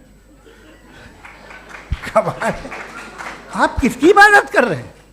अगर वो है भी, ये दुनिया नाइंसाफी से, जुल्म से, जबर से, तशद्दुद से भरी हुई। और आप ये मत कहिएगा कि वो देख रहा है और वो बताएगा एक दिन। अगर वो देख रहा है और इंटरफेयर नहीं करता तो आप दुआ क्यों मांगते? आप कहते हैं मेरा ये काम करा दे, इसके मतलब है वो दखल दे सकता है, वो आपको नौकरी दिलवा सकता है, भले दूसरे आदमी को न मिले, मगर आपका काम कर देगा चूंकि आपने दुआ मांगी है। तो जब वो आपको नौकरी दिला सकता है, लड़की की शादी कर सकता है, बेटे को ग्रीन कार्ड दिलवा सकता है, तो कम से कम ये जो मर रहे हैं बच्चे, इनको रोक दे, कुछ तो करे। मुझे तो दुनिया में, इस दुनिया का कोई मालिक है, इसका ओमनीपोटेंट कोई रूलर है, और ये दुनिया ऐसी चल रही है। मैं तो चाहूँगा कि भाई ना हो, अगर हो तो बड़ी शर्मिंदगी की बात है। शुक्रिया।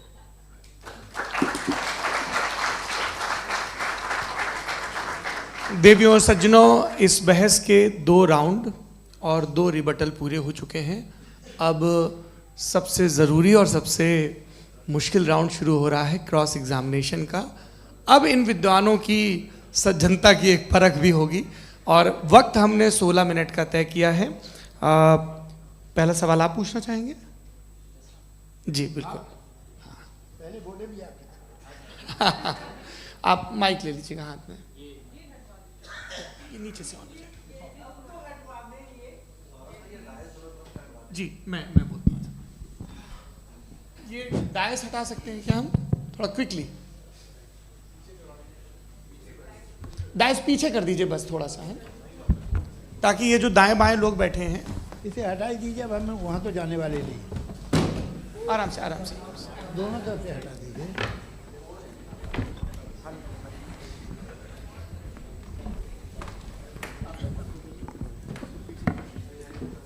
इस बीच आप लोग भी अपने अपने सवाल तैयार कर लें।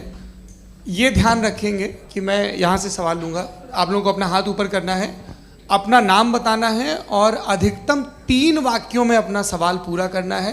कई लोग सवाल की जगह भाषण देने लगते हैं, उससे आज बचना है। जी मुफ्ती साहब, पहला सवाल आपका, 16 मिनट हैं, हम दोनों लोगों के सवाल लेंगे। जी जी बहुत शुक्रिया। आपकी जो अभी बात हुई बहुत अहम थी, मैं इसको चाहूँगा कि आगे डिस्कस करूँ, लेकिन चूँकि अभी ये वो सेगमेंट है क्रॉस एग्जामिनेशन, तो सबसे पहला सवाल आपसे ये है कि जो मैं इतनी देर से कॉन्टिंजेंसी आर्ग्यूमेंट आपको बता रहा था, ये अकल से ही बता रहा था हजरत, आप ये बताएं कि आप इन्फिनिट रिग्रेस ऑफ कॉजेस को पॉसिबल मानते हैं या नेसेसरी बीइंग के एग्जिस्टेंस को सही समझते हैं, क्योंकि दो ही ऑप्शन हो सकता है, आप ये बताएं। देखिए, आपको मैं ईमानदारी से बात करूं, एक तो मैं कॉन्टीजेंसी वर्ड ठीक से समझता नहीं, और इस वक्त भी जो आपने अंग्रेजी के अल्फाज इस्तेमाल किए वो ज़रा थोड़े से मुझे डिफ़िकल्ट और कॉम्प्लिकेटेड लगे, तो आप ज़रा सिंपल ज़बान में सवाल कर सकते हैं? बिल्कुल कर सकता हूँ जी। यूनिवर्स की हर चीज कॉन्टिंजेंट होने का मतलब यह है कि वो अपने एग्जिस्टेंस में किसी के ऊपर डिपेंडेंट है। जो भी चीज डिपेंडेंट होगी वो चीज इंडिपेंडेंट नहीं हो सकती, तो उसका कोई ना कोई कॉज होगा।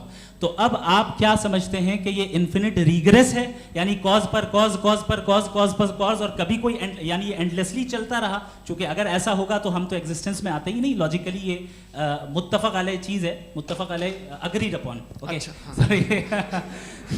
इस पे हमने एग्री किया था कि मुश्किल शब्द आएगा तो अर्थ बताना पड़ेगा। तो इन्फिनिट रिग्रेस तो पॉसिबल नहीं है, तो कहीं ना कहीं आपको रुकना पड़ेगा ऐसे नेसेसरी बीइंग पर। नहीं, कोई ज़रूरत नहीं रुकने की। किसने कहा आप रुकना पड़ेगा? आप रुकते हैं खुदा पे, आप नहीं रुकते। आप कहते हैं वो हमेशा से, जब उस वक्त से है जब वक्त नहीं था। आप कहाँ रुकते हैं कि अब हुआ था वो? आप नहीं कहते। हम क्यों नहीं मान सकते कि यूनिवर्स जो है और बल्कि मल्टीवर्सेस जो है वो हमेशा से हैं, वो बनती है, बिगड़ती है। एक हमारे यहाँ एक चीज़ है ब्लैक होल, वो समेट लेता है वापस, फिर ब्लास्ट होता है, फिर फैल जाता है। और इसमें हमारी तो खैर कोई औकात ही नहीं है इंसान की। एक छोटे से ज़र्रे पे हम 50-60 साल की उम्र रखते हैं, जो करोड़ों अरबों साल की कायनात है उसमें, और पैदा भी नहायत ही बेहुदा वजह से हुए थे। तो इसमें ये सोचना कि इसकी वजूहात और ये क्यों है, ये डिपेंडेंट है, ये हम देख रहे हैं, क्या मालूम। आप सोचिए कि ये जो फैल रही है कायनात, ये कहाँ फैल रही है, ये कहाँ जा रही है, और ये फैल क्यों रही है? अरे बना ली थी तुमने, रुको भैया, हाँ काफ़ी है। ये फैल क्यों रही है? ये और कौन सी कायनात जिसे मैं दूरबीन से देखता हूँ तो 2 बिलियन लाइट ईयर पे है, उससे मेरा कोई वास्ता ही नहीं है। 2 बिलियन ईयर यानी अगर मैं 80,000 माइल्स पर सेकेंड से चलूँ तो 20 करोड़ साल में वहाँ पहुँच जाऊँगा। इसकी ज़रूरत क्या थी? ये दुनिया, ये कायनात तो इंसान अशरफुल मखलूक़ात के लिए बनाई गई ना। तो ये सब ये टर्म समझ में नहीं आया, इसमें कोई ख़ास समझने वाली बात थी भी नहीं। ये जो अल्टीमेट कहा यह जाता है कि ये जो पूरी यूनिवर्स है, ये जो दुनिया है, ये इंसान के लिए बनाई गई। अच्छा, ये सब इंसान के लिए। क्यों साहब, सही है ना?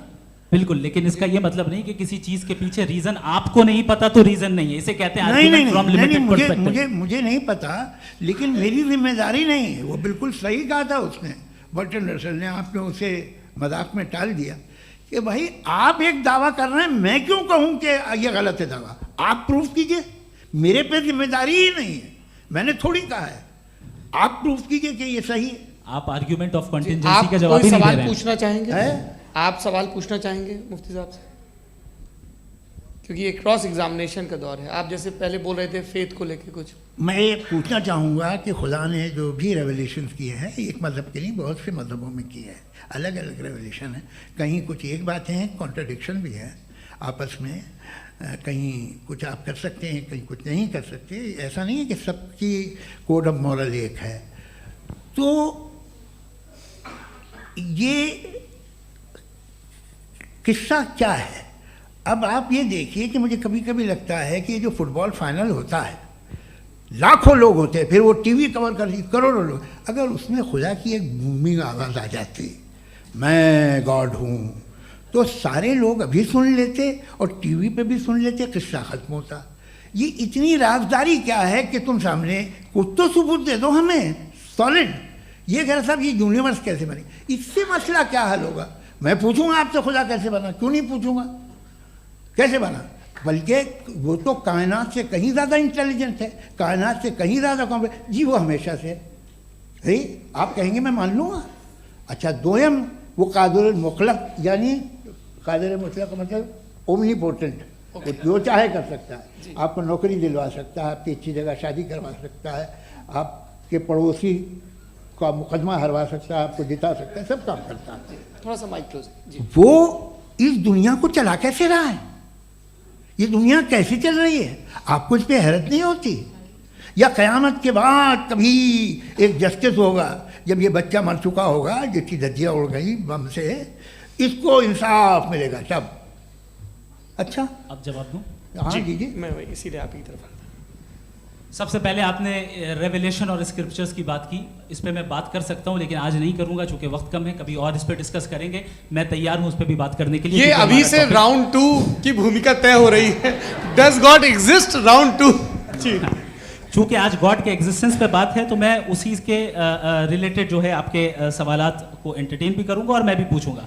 आपने कहा कि आपने साबित ही नहीं किया, जबकि आर्ग्यूमेंट ऑफ कॉन्टिजेंसी बुनियादी आर्ग्यूमेंट है। आप मुझे कॉन्टिजेंसी का मतलब बताइए, आपका मतलब क्या कॉन्टिजेंसी? कॉन्टिजेंसी का मतलब यह हुआ कि हर वो वजूद जो किसी भी चीज का पाबंद है, हर वो वजूद या हर वो चीज जो अपने एग्जिस्टेंस में किसी भी चीज के पाबंद है और उससे बाउंड है, उसको उसकी ज़रूरत है, उस पर डिपेंड करती है, तो जाहिर सी बात है कि उसका कोई ना कोई कॉज होता है। ये तो अक्ल की बात है, ये आप रीजनिंग की बात करते हैं, मैं वही कर रहा हूँ। दूसरी चीज़ आपने ये बात कही कि इतने बिलियन लाइट ईयर्स दूर है, उसका मेरा क्या लेना देना। फिर मेरे ख्याल से आपको ये नहीं कहना चाहिए I think therefore I am an atheist. आपको सोचना चाहिए, सिर्फ आप एक लिमिटेड दायरे में रहकर नहीं सोचें बल्कि बाहर निकलकर सोचें। आपने तीसरा सवाल किया, आपने 2-3 सवाल एक साथ किए। ऐसी बातें ना कीजिए, कुछ लोगों को इतराज़ हो जाएगा आप पे कि आप कुछ भी सोचिए। ये इजाज़त आपको है नहीं, मुझे है।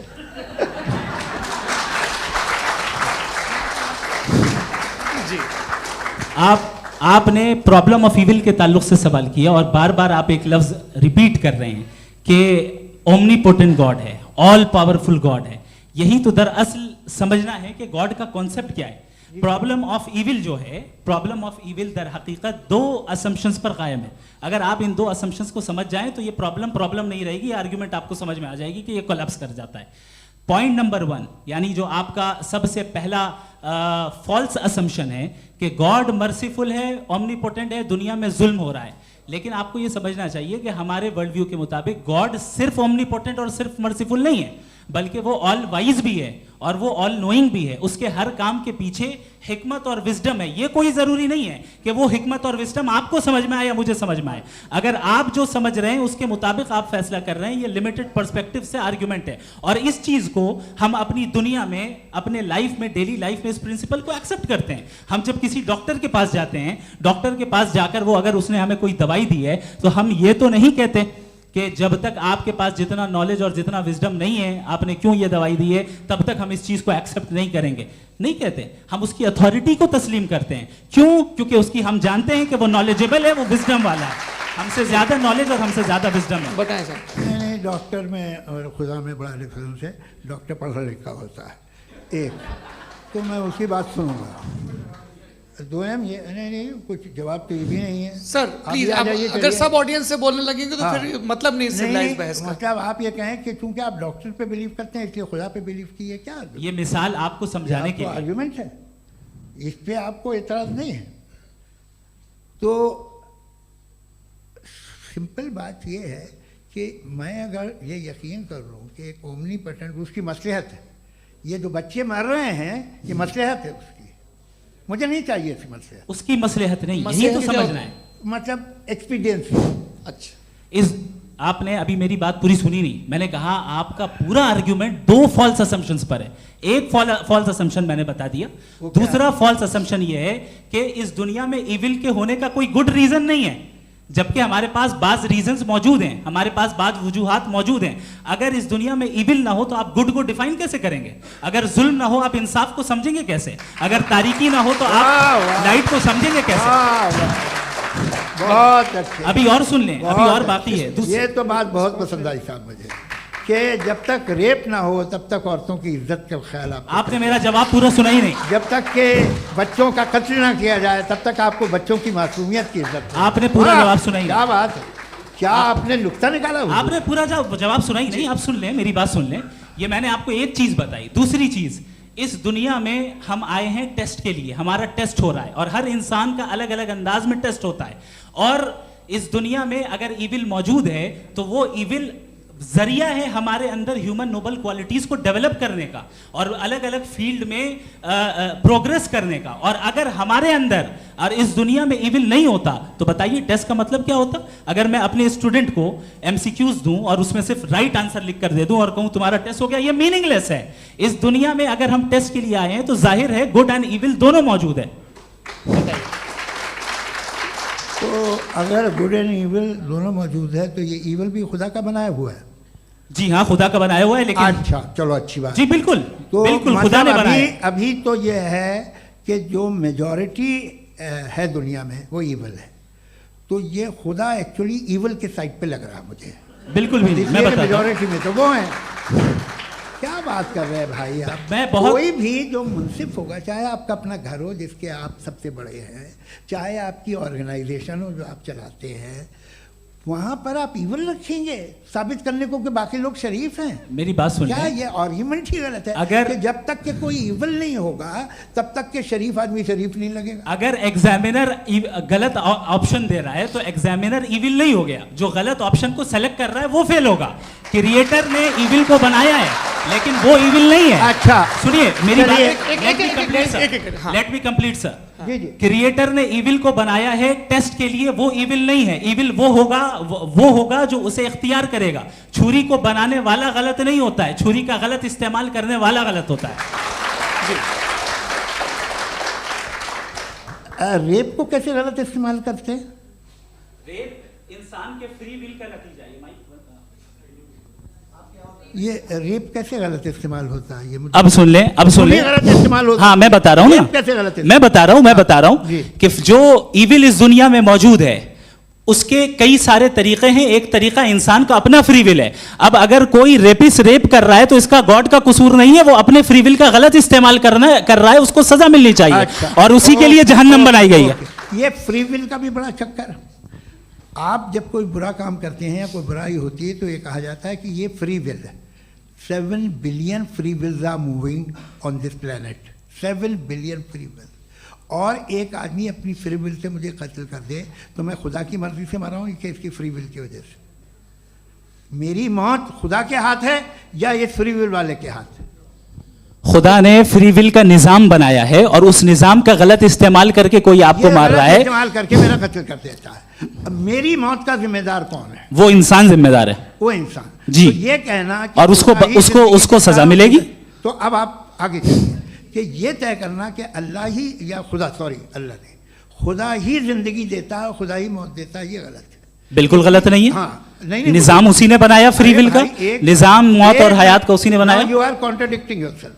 अभी आपने कहा कि एक आदमी ने फ्री विल से आपको मार दिया, इसमें उसे फ्री विल दी गई थी, उसने गलत इस्तेमाल किया। 7 billion free wills are moving on this planet और आप चाह रहे हैं कि मैं सिर्फ खुदा का ध्यान करूं। ये 7 बिलियन फ्री विल्स को मुझे लुक आफ्टर करना पड़ेगा कि नहीं? ये तो तबाहियां कर रही हैं और तबाहियां ज़्यादा हो रही हैं। बिल्कुल। तो अगर आप बताएं अगर खुदा नहीं है फॉर एग्जाम्पल, तो आप इविल को कैसे डिसाइड करेंगे? यानी how can you define evil objectively without God? देखिए, दुनिया में 2 तरह के जानवर हैं। एक जो अकेले रहते हैं जंगल में और एक जो ग्रुप्स में रहते हैं। ग्रुप में जो भी रहेगा, चाहे वो आपका फाउंडेशन हो, चाहे कोई क्लब हो, चाहे कोई पॉलिटिकल पार्टी हो, चाहे कोई यूनिट हो, उसमें आपको इंटरैक्ट करने के रूल बनाने पड़ेंगे। यानी लोग तय करेंगे। लोग तय करेंगे। अगर लोगों ने ये तय किया कि किसी का रेप करना सही है, आप जस्टिफाई करेंगे? नहीं, आपका फाउंडेशन तो ये हो गया ना कि लोग ही विल डिसाइड करेंगे। नहीं, अरे दुनिया में ऐसे ग्रुप्स हैं जो रेप को जायज़ मानते हैं सर्टेन हालात में। मैं डिटेल में नहीं जानूंगा, आप भी जानते हैं। ये जो आईसिस वाले थे, इन्होंने क्या किया था, तो उन्होंने क्या किया उसका खुदा से कोई ताल्लुक नहीं है सर। मैंने सिंपल सवाल किया कि इविल को आप डिफाइन करते कैसे हैं? आइए वापस आइए जी। आप साथ में तभी रह सकते हैं जब कुछ आप ऐसे उसूल डेवलप करें जिसमें हर एक का बेसिक तहफ़्फ़ुज़, हर एक का बेसिक राइट हो और हर एक को कोई आराम मिले। यही तरीक़ा है किसी भी ऑर्गेनाइजेशन जिसमें एक से ज़्यादा लोग हैं और वो ऐसे चलती है ज़िंदगी। उसमें अगर आप गड़बड़ करेंगे तो तबाही होगी, नुकसान होगा, बर्बादियाँ आएंगी। और अगर उसमें आप घर ले लीजिए ना, एक हस्बैंड है, एक वाइफ है, बच्चे हैं, वालदा भी हैं, 2 बहनें भी हैं, एक भाई भी है। अब इसमें कोई निज़ाम आपको चाहिए साथ में रहने का, और एक दूसरे पे भरोसा रहे, एक दूसरे के बहीख्वाह हों, एक दूसरे की मदद करें, ऐसी जिंदगी। सर आपकी बात आ गई, आप ये कह रहे हैं कि लोग डिसाइड करेंगे क्या सही है क्या गलत है, यही है? मेजॉरिटी डिसाइड करेगी क्या सही है क्या गलत है? अरे भाई बिल्कुल।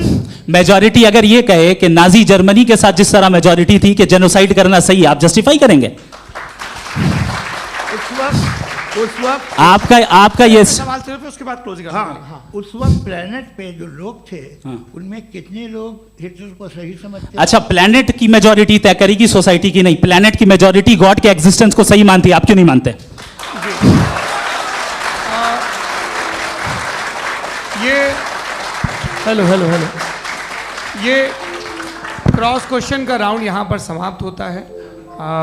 और ये बड़ा अच्छा है कि इस तरह से फ्रेगमेंट कर दिया गया है ताकि जो मरकरी ऊपर जा रहा है नीचे जवाब दे दूं। जी, प्लेनेट की ज़्यादातर मेजॉरिटी कुछ दूसरे मजहबों के खुदा को मानती है। आप उन्हें क्यों नहीं, आप तो मेजॉरिटी की बात कर रहे हैं। अच्छा, ये मैं क्लोजिंग भी majority की बात- आप ये कह रहे हैं इविल और गुड को डिसाइड मेजॉरिटी करेगी, मेजॉरिटी जो कर दे वो सही हो जाएगा। अरे क्लोजिंग इसको जैसा आप ही लोगों ने तय किया है उसी फॉर्मेट को फॉलो कर लेते हैं। हाँ भाई, मैंने तो भले लोगों पे एतबार किया और तब मॉडरेशन तय किया। जी, आपके पास 5 मिनट का वक्त है, क्लोजिंग आर्ग्यूमेंट है, उसके बाद हम ऑडियंस से क्वेश्चन आंसर लेंगे जावेद साहब की क्लोजिंग आर्ग्यूमेंट के बाद। ओके, टाइम स्टार्ट्स बहुत शुक्रिया जी। हमारा जो टॉपिक है डज गॉड एग्जिस्ट, मैं इस पे इतने एकेडमिक तैयारी करके आया था, मुझे था कि मैंने सोचा था कि कई सारे मैं आर्ग्यूमेंट्स दूंगा, लेकिन वक्त की भी किल्लत और जावेद साहब बार बार इधर उधर चले जा रहे थे तो उसको भी थोड़ा एंटरटेन करना पड़ गया। डज गॉड एग्जिस्ट पे मैं एक ही आर्ग्यूमेंट दे पाया, आर्ग्यूमेंट्स बहुत हैं और डेफिनेटिव आर्ग्यूमेंट्स हैं, और मेरे आर्ग्यूमेंट को किसी एक राउंड में भी इन्होंने एंटरटेन नहीं किया और रेफ्यूट नहीं किया, एक राउंड में भी नहीं, एक राउंड में भी नहीं। कौन सा? और ना ही अभी आपका क्लोजिंग आर्ग्यूमेंट आएगा नहीं, वो उसमें। बता देना। Argument of contingency sir. अरे मैं आपसे कई बार कह चुका हूँ कंटीजेंसी का मतलब अब मैं कैसे समझाऊं Please, आपको? please, आपस में, हाँ, आप और please, कितने please, आसानी से समझाऊं मैं, मुझे तो नहीं समझ में आ रहा है बस। आप अपनी आर्ग्यूमेंट ऑफ कंटीजेंसी उर्दू में बोल सकते हैं। हाँ, आप अपनी बात पूरी कर लें जी। आखिरी 4 मिनट। दूसरी चीज, just a minute please ma'am, can I talk? दूसरी चीज ये है कि आपने एक तो इसका जवाब नहीं दिया, दूसरा आपने गॉड के ना होने पर कोई डेफिनेटिव आर्ग्यूमेंट नहीं दिया, सिर्फ मजहब पे बात कर रहे हैं आप। मजहब तो आज हमारा टॉपिक ही नहीं था, आज तो हमारा टॉपिक हो आप मजहब से ले लेकर आईएस तक चले गए। भाई हमारा क्या ताल्लुक है उससे? We condemn them. और उसका गॉड से क्या ताल्लुक है? अगर कोई गलत काम कर रहा है, किसी ने किसी को कत्ल किया, किसी ने किसी का रेप किया, उसको सजा मिलनी चाहिए। और आपके पास कोई भी rational strong foundation of morality नहीं है। आपने कहा कि मेजॉरिटी तय करेगी सोसाइटी की, वो सही होगा। मैंने कहा हिटलर को फिर आप सही कहेंगे, नहीं नहीं नहीं नहीं, प्लैनेट की सोसाइटी की मेजॉरिटी तय करेगी। तो प्लैनेट की मेजॉरिटी गॉड के एग्जिस्टेंस को मानती है, आप कह रहे हैं ये रिलीजियस है। तो यानी आपके पास कोई स्ट्रॉन्ग फाउंडेशन नहीं है ऑब्जेक्टिव मोरालिटी का। ऑब्जेक्टिव मोरालिटी का अगर कोई फाउंडेशन है तो वो सिर्फ गॉड है, गॉड है, गॉड है। थैंक यू जी। ये मुफ्ती शमाइल नदवी साहब का क्लोजिंग आर्ग्यूमेंट था। अब हमारे पास जी ये बड़ा अच्छा है कि दोनों लोगों को मॉडरेटर से शिकायत भी और बोल रहे भाई हमारी शाबाशी भी तो करते चलो। अब मेरी बात जी, आपके पास जावेद अख्तर साहब 5 मिनट का वक्त है, ये आपका क्लोजिंग आर्ग्यूमेंट है, टाइम रीसेट कर दें जी। देखिए, बहुत सारी बातें हैं। गॉड का डेफिनेशन दुनिया के किसी भी रिलीजन में है कि वो ओमनीपोटेंट है, ओमनी प्रेजेंट है, he is just, he is kind, he loves you and so on. मैं जब दुनिया देखता हूँ तो मुझे कोई ऐसा सुप्रीम पावर यहाँ दिखाई नहीं देती है जो इंसान की बहबूदी के लिए कुछ कर रही हो, कमज़ोर को बचा रही हो, मदद कर रही हो, जालिम को पीछे हटा रही हो। मैं नहीं देखा, तारीख़ में नहीं। एक तो अगर है और ये देख रहा है तमाशा, तो उसका होना न होना बराबर है। दोयम ये कि ये जो है, जब आप ये कहते हैं कि कायनात जिसकी कंटीजेंसी है, मैं देखिए वो लफ्ज़ इस्तेमाल किया मैंने, तो ये कैसे हो सकती है भाई? और फ़ौरन आप सरेंडर कर देते हैं कि जाहिर है कि इसका बनाने वाला तो इससे 10,000 गुना ज़्यादा कॉम्प्लिकेटेड होगा। उस पर आपके होने पे कोई इतराज़ नहीं है। उसे वो टाइमलेस है, वो पहले से था, टाइम तो बहुत बाद में आया, ये सब आप मानने को तैयार है, जिसका आपके पास कोई सबूत नहीं, आपके पास कोई रीज़न नहीं है। आपकी तारीख क्या है मज़हबों की, बिलीफ की, जो खुदाओं का बिलीफ है, ये कॉन्स्टेंटली गलत साबित होता रहा है। मतलब आप कहें कि अरिस्टोटल के ज़माने में तो सब जाहिल थे, वो भी इतने ही यकीन से खुदा पे यकीन रखते थे, जो अब नहीं रहा, ये भी नहीं रहेगा, आप लिख लीजिए। और इसके आसार आपको दुनिया में दिखाई देना शुरू हो चुके हैं। ये बहस क्या आज से 100 साल पहले इस तरह हो सकती थी? यहाँ तक तो आपको हम ले आए हैं। तो सर अरे इनको मदद की ज़रूरत नहीं भाई, ये सेल्फ सफिशिएंट आदमी है, आप क्यों इनकी मदद कर रहे हैं? Sir please. तो ये जो है तमाम बातें अपनी जगह हैं, ये एक पैकेज है। आप अकेले, कोई आदमी ऐसा नहीं जो सिर्फ गॉड को मानता हो, उसके साथ बहुत पैराफर्नेलिया आता है, अलग अलग पैराफर्नेलिया आते हैं। They have always created chaos in the society. मैं तो आपको सीधा ऑफर देता हूँ कि दुनिया में 10 इम्पॉर्टेंट बिलीव्स है, आप एक मानते हैं, 9 नहीं मानते, 9 में आप एथीस्ट हैं, 9 को आप बिल्कुल रीजनेबली मेरी तरह देखते हैं। तो 90 मजहबी आदमी भी 90% एथीस्ट है, वो दूसरे खुदा नहीं मानता, एक खुदा मानता है अपना वाला, बाकियों को कहता है गलत है। अगर आप मानना ही बंद कर दें तो आपका 10% चांस है कि आप सही हैं और 90% चांस है कि आप गलत हैं। मेरा मशवरा है, आप मानना छोड़ दिए तो 50% चांस होगा कि आप सही हैं और 50% चांस होगा, 40% आप गेन करेंगे बाय बिकमिंग एन एथीस्ट।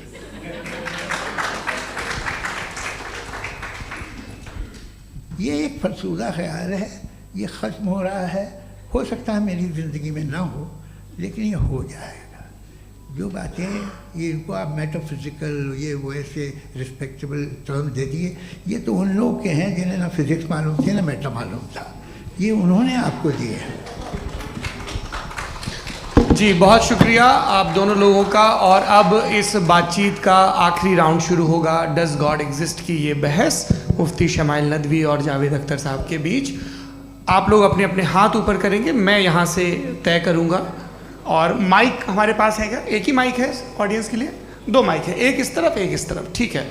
तो जी सबसे पहले हमारी सहयोगी हैं मारिया शकील जी, पूछिए सवाल।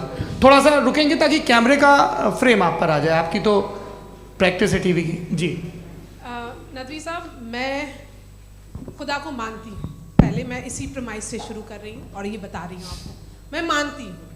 लेकिन कुछ सवाल हैं जो जावेद साहब ने उठाया, उसका जवाब आपको देना चाहिए। पहला सवाल ये कि गज़ा में सालों से छोटे बच्चे मर रहे हैं, वो उनको, अगर खुदा मर्सीफुल है, हम मानते हैं कि अल्लाह ताला में बहुत ताकत है, तो वो बच्चे क्यों मर रहे हैं? दूसरी बात ये कि अगर कंटिजेंसी की जो आप बात करते हैं, पूरे मुस्लिम ममालिक मिल करके भी उन गज़ा के बच्चों को क्यों नहीं बचा पा रहे हैं? क्योंकि अगर वो चाहते, क्योंकि अल्लाह ताला उन पर हुकूमत करते हैं, सब पर हुकूमत करते हैं, तो वो उनको क्यों नहीं बचा? जी थैंक यू वेरी मच। बहुत अच्छा किया आपने इस चीज़ को जिक्र कर दिया, मैं इसको और अच्छे से एक्सप्लेन करने की कोशिश करता हूँ। देखें, जहाँ तक आपने कहा कि गज़ा के बच्चों को मारा जा रहा है, देखें 2 वर्ल्ड व्यू है, एक एथीस्टिक वर्ल्ड व्यू, एक थीस्टिक वर्ल्ड व्यू है। बच्चे मर रहे हैं दोनों वर्ल्ड व्यू में, लेकिन हमारा वर्ल्ड व्यू कह रहा है कि रिकॉम्पेंस है, ये कह रहे हैं कि उनका मरना बेकार जाने वाला है, कोई उसका रिकॉम्पेंस नहीं है, चूँकि इनके यहाँ आखिरत और अल्लाह का कोई तसव्वुर या गॉड का कोई तसव्वुर नहीं है। आपने ये सवाल किया कि गॉड मर्सीफुल है, क्यों नहीं रोकता? ये मैंने बताया कि ये मिसकंसेप्शन है लोगों के दरमियान कि गॉड को सिर्फ मर्सीफुल और ओमनीपोटेंट समझते हैं। गॉड के सिर्फ यही 2 एट्रीब्यूट्स नहीं हैं, गॉड के कई सारे एट्रीब्यूट्स हैं, उनमें से अल हकीम भी है, उनमें से ऑल वाइज भी है, ऑल नोइंग भी है। लिहाजा अगर इस दुनिया में किसी को तकलीफ आ रही है और गॉड उसको नहीं रोक रहा है, वो इसलिए नहीं रोक रहा है चूंकि इंसानों को फ्री विल दिया गया है। ठीक इसी तरीके से अगर एक डॉक्टर किसी छोटे बच्चे को इंजेक्शन लगा रहा है, उसे तकलीफ पहुंच रही है, उसके लिमिटेड पर्सपेक्टिव के एतबार से ये गलत हो रहा है और डॉक्टर बुरा है। लेकिन जब आप ब्रॉडर पिक्चर को देखेंगी, आपके और हमारे पास सिर्फ एक पिक्सल है, हमें इतना नजर आ रहा है कि गजा में कत्ल हो रहा है, लेकिन इसके पीछे कितना रिकॉम्पेंस उनको मिलने वाला है, पूरा पिक्चर गॉड के पास है। तो एक पिक्सल से आप पूरे पिक्चर को कभी भी जज नहीं कर सकती। आप इसमें कुछ जोड़ना चाहेंगे? आपको कुछ बोलना है इसमें? भैया आपने बहुत अच्छा जस्टिफिकेशन दिया। या आप वो जो वहाँ के प्राइम मिनिस्टर इजराइल के उन्हें भेजिए, वो बहुत खुश होंगे। आप जस्टिफिकेशन दे देना कि अगर गॉड नहीं है तो बच्चे क्यों मर रहे हैं, आप बताएं। वो ये सवाल पूछ रहे हैं कि अगर आप ईश्वर का अस्तित्व नहीं मानते हैं तो उन बच्चों की मौत को आप कैसे इंटरप्रेट करते हैं? भाई ये दुनिया जो है, जो ताकतवर लोग होते हैं वो एक नाइंसाफ़ी करते हैं। तो ये अच्छा काम है आपके नजदीक, तो नेचर नाइंसाफी पे मबनी है। अरे मेरे भाई, आप नेचर की कहाँ बात कर रहे हैं, तो इंसान की बात। तो फिर जब मैं इंसान की बात कर रहा था, आप नेचर की बात करने लग गए। क्रॉस एग्जामिनेशन नहीं। हाँ, अब आप मुझे बोलने नहीं देंगे तो अलग बात है, आप बोलिए, मैं मुझे कोई चीज़ जल्दी नहीं। जी नहीं, ये क्रॉस एग्जामिनेशन मुझे बोल तो लेने दीजिए। जी बोलिए। क्या बात ये है कि ह्यूमन सोसाइटी तभी साथ में रह सकती है जब वो मोहब्बत से, एकता से, एक दूसरे के एहतराम करके रहे। इसके अलावा पॉसिबल नहीं है, अकेले तो इंसान रह नहीं सकता। वहाँ पर कुछ लोग हैं जो फाउल करते हैं। वो फाउल हम हमेशा से तारीख में होता आया है। आज ये हो रहा है, जो हो रहा है बहुत बुरा हो रहा है, बहुत जालिमाना है, बहुत जाबराना है। उसको आप कहें कि ये बच्चों को कॉम्पनसेशन मिल जाएगा या इसकी इंजेक्शन है, इंजेक्शन तो हेल्थ के लिए दिया जाता है। आप ये कह रहे हैं कि ये बच्चों की जो धज्जियां उड़ रही हैं ये इंजेक्शन है, ये टेस्ट है, ये टेस्ट है, और उस टेस्ट में उनको ऐसा रिकॉम्पेंस मिलेगा जो आपके तस्वुर के बाहर है। ये आप 3 बरस के बच्चे को बारूद से उड़ा के टेस्ट ले रहे हैं। वाह, वो नहीं ले रहा है, खुदा नहीं उड़ा रहा है, इजराइल उड़ा रहा है। जी, ये तो उसको कंडेम अगला सवाल लेते हैं। अगला सवाल लेते हैं प्रोफेसर पुरुषोत्तम अग्रवाल। मुफ्ती साहब, एक निवेदन आपसे है कि कम से कम थोड़ा सा माइक क्लोज एक रिलीजियस और फिलॉसफिकल कर मैम प्लीज। एक रिलीजियस और फिलोसॉफिकल ट्रेडिशन है जो ब्रह्मांड को यानी यूनिवर्स को ही अंतिम मानती है। सर्वम खलु इदम ब्रह्मम, this is Chandogya Upanishad, and it completely rules out the existence और नेसेसिटी, आपके शब्दों में necessity of a creator. The creation itself is the creator. तो एक मिनट प्लीज। दूसरा जो सवाल आपने अभी, जो आप बार बार कह रहे हैं कि भगवान विद्वान भी है, वाइज, सब जानने वाला, तो अगर विजडम में दुनिया भर के पापों और अत्याचारों को बर्दाश्त करना शामिल है, तो फिर इसका मतलब ये हुआ कि अगर मैं फ्री विल से उसको अपोज करता हूं तो ईश्वर की विजडम और मेरी फ्री विल में कॉन्ट्राडिक्शन है। Because when I am opposing whatever is happening in Gaza, then I am opposing the God's will और गॉड्स विजडम। जवाब लेते हैं तो गॉड की विजडम, एक मिनट सर प्लीज सर, ये एक जुमला, गॉड की विजडम है कि गाजा में जो कुछ हो रहा है वो हो रहा है, मैं उसका अपोज कर रहा हूं, तो मैं गॉड की विजडम के खिलाफ जा रहा हूं। एक सवाल। दूसरा ये नहीं, आपने 2 ऑलरेडी। सर आप और सवाल कर लें, लेकिन मुझे 2 जवाब दे दें। पहले आपने ये कहा, सुनिए मेरी बात सुनिए। इजराइल के गॉड के मुताबिक तुम्हारा ठीक हो रहा है ना? नहीं हो रहा है, ठीक नहीं हो रहा है। मैं बता रहा हूँ क्या हो रहा है, आप तशरीफ रखिए, मैं बता रहा हूँ क्या हो रहा है। Late me complete please. एक सेकंड गाइस, एक सेकंड। ये देखिए, ऐसा है कि ये सब बड़ा आपस में विचार विमर्श के बाद ये तय हुआ था कि कुछ नियम बना लिए जाएं ताकि एक टाइम बाउंड बातचीत चले। और भाई साहब, आप बड़ा ज़रूरी काम कर रहे हैं, लेकिन कैमरे के फ्रेम में आके उस काम को गड़बड़ कर दे रहे हैं। ठीक है गुरु, अब मेरे को कहीं का गुस्सा कहीं निकालना था, सॉरी। नहीं, कोई गुस्सा नहीं है जी। तो प्रोफेसर ने सवाल पूछे, आप उनके जवाब दें, और थोड़ा ये सब लोग थोड़ा ख्याल रखें भाई, सवाल संक्षिप्त रखें जी। आपने 2 सवाल किए। सबसे पहला ये कहा कि हमारे पास ये कॉन्सेप्ट है कि ये यूनिवर्स खुद नेसेसरी बीइंग है, creation itself is the creator. How irrational is this कि मैं एग्जिस्ट करूंगा बाद में, लेकिन अभी एग्जिस्ट कर भी रहा हूं, यानी एक ही टाइम में एग्जिस्ट भी कर रहे हैं, नहीं भी कर रहे हैं। This is not true. दूसरी चीज आपने कहा कि अगर इजराइल में, सॉरी माफ कीजिएगा, Israel doesn't exist, occupied Palestine में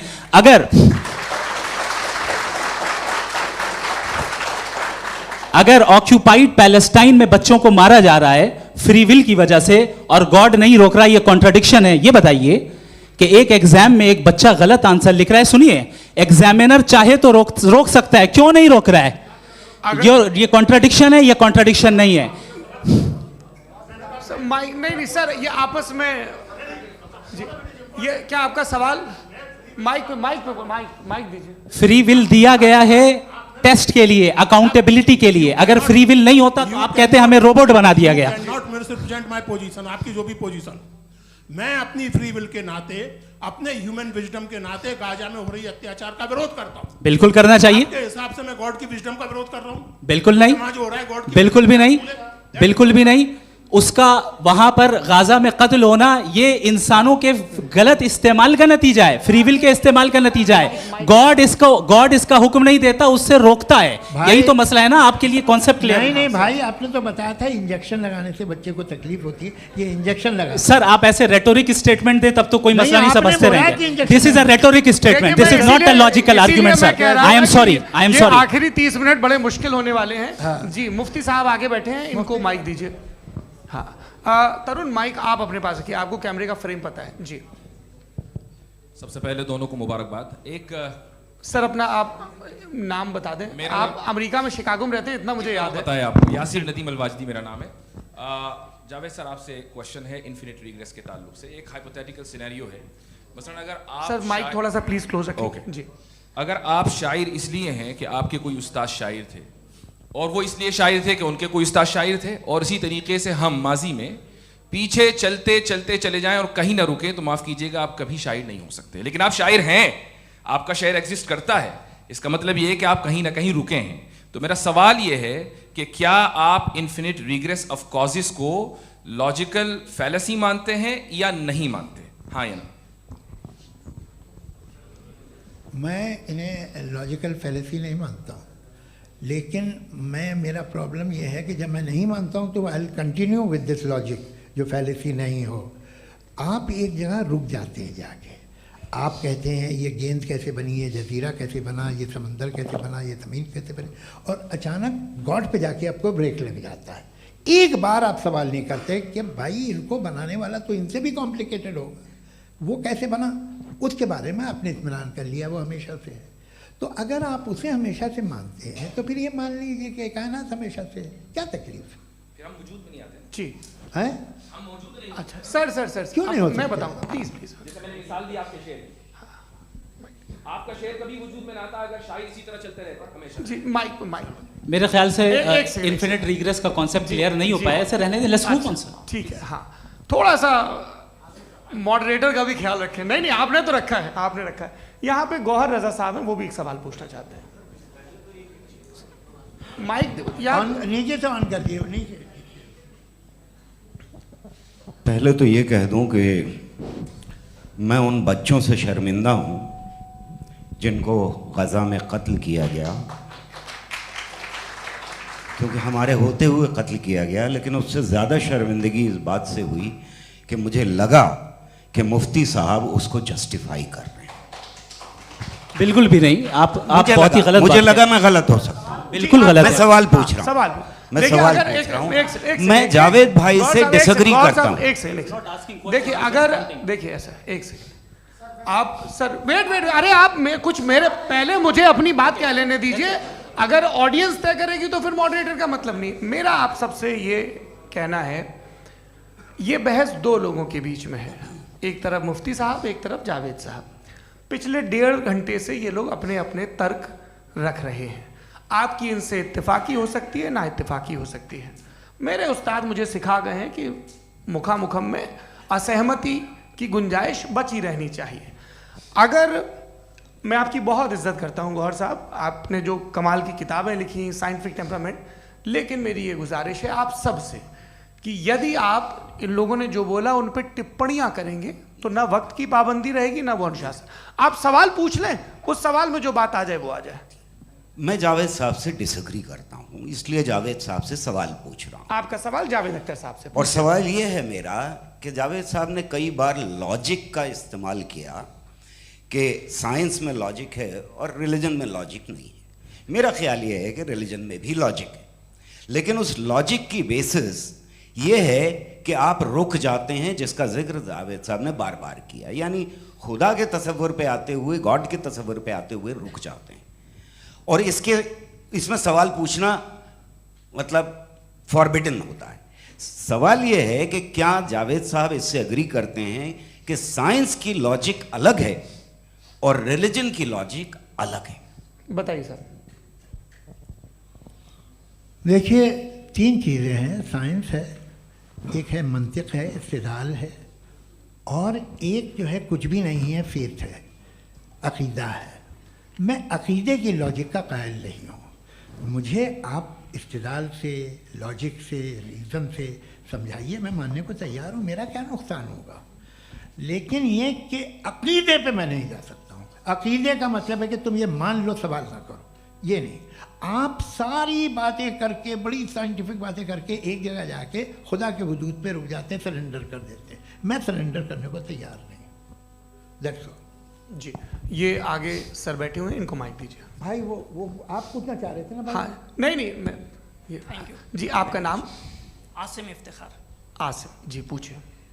सर, जावेद सर से सवाल है कि आपने अपने क्लोजिंग माइक थोड़ा करीब रखिए। अपने क्लोजिंग स्टेटमेंट में ये बात कही थी कि मज़हब का जो फ्यूचर है वो ज़्यादा दिन नहीं जाने वाला है, लेकिन मैं देख पा रहा हूँ कि जो ऑक्सफोर्ड यूनिवर्सिटी की एक स्टडी है 2011 में हुई है, जिसके 50 एकेडमिशियंस ने इसको अंजाम दिया था, उसमें वो ये कहते हैं कि जो फेथ इन गॉड है वो इनबिल्ट है ह्यूमन नेचर के अंदर, जिसको हम कहते हैं फितरत के अंदर शामिल है वो। और वो ये कहते हैं कि अगर कोई ये समझता है कि मज़हब को वो ख़त्म कर देगा तो ये उसकी गलत फहमी है। तो आप इसके बारे में, इस स्टडीज़ के बारे में क्या कहते हैं? ठीक है, मैं उनसे एग्री नहीं करता हूँ। वो कौन से प्रोफेसर होंगे? ऐसा उनके क्या पास डेटा है, इन्होंने डेटा के बेस होगा। डेटा क्या हो सकता है? फ्यूचर का डेटा तो नहीं हो सकता ना उनके पास। प्रेजेंट का डेटा हो सकता है। डेटा आपने सुना 100 साल पहले का बाद का डेटा? मैंने तो नहीं सुना आज तक। तो आज उनकी ये राय है और होगी राय, ठीक है। दुनिया में तरह तरह की राय है लोग, लेकिन मैं समझता हूँ कि वक्त के साथ इंसान ज़्यादा से ज़्यादा रीज़नेबल और लॉजिकल होता जा रहा है। आज आप देखिए वेस्टर्न यूरोप में क्या परसेंटेज है नॉन बिलीवर्स की, बहुत हाई।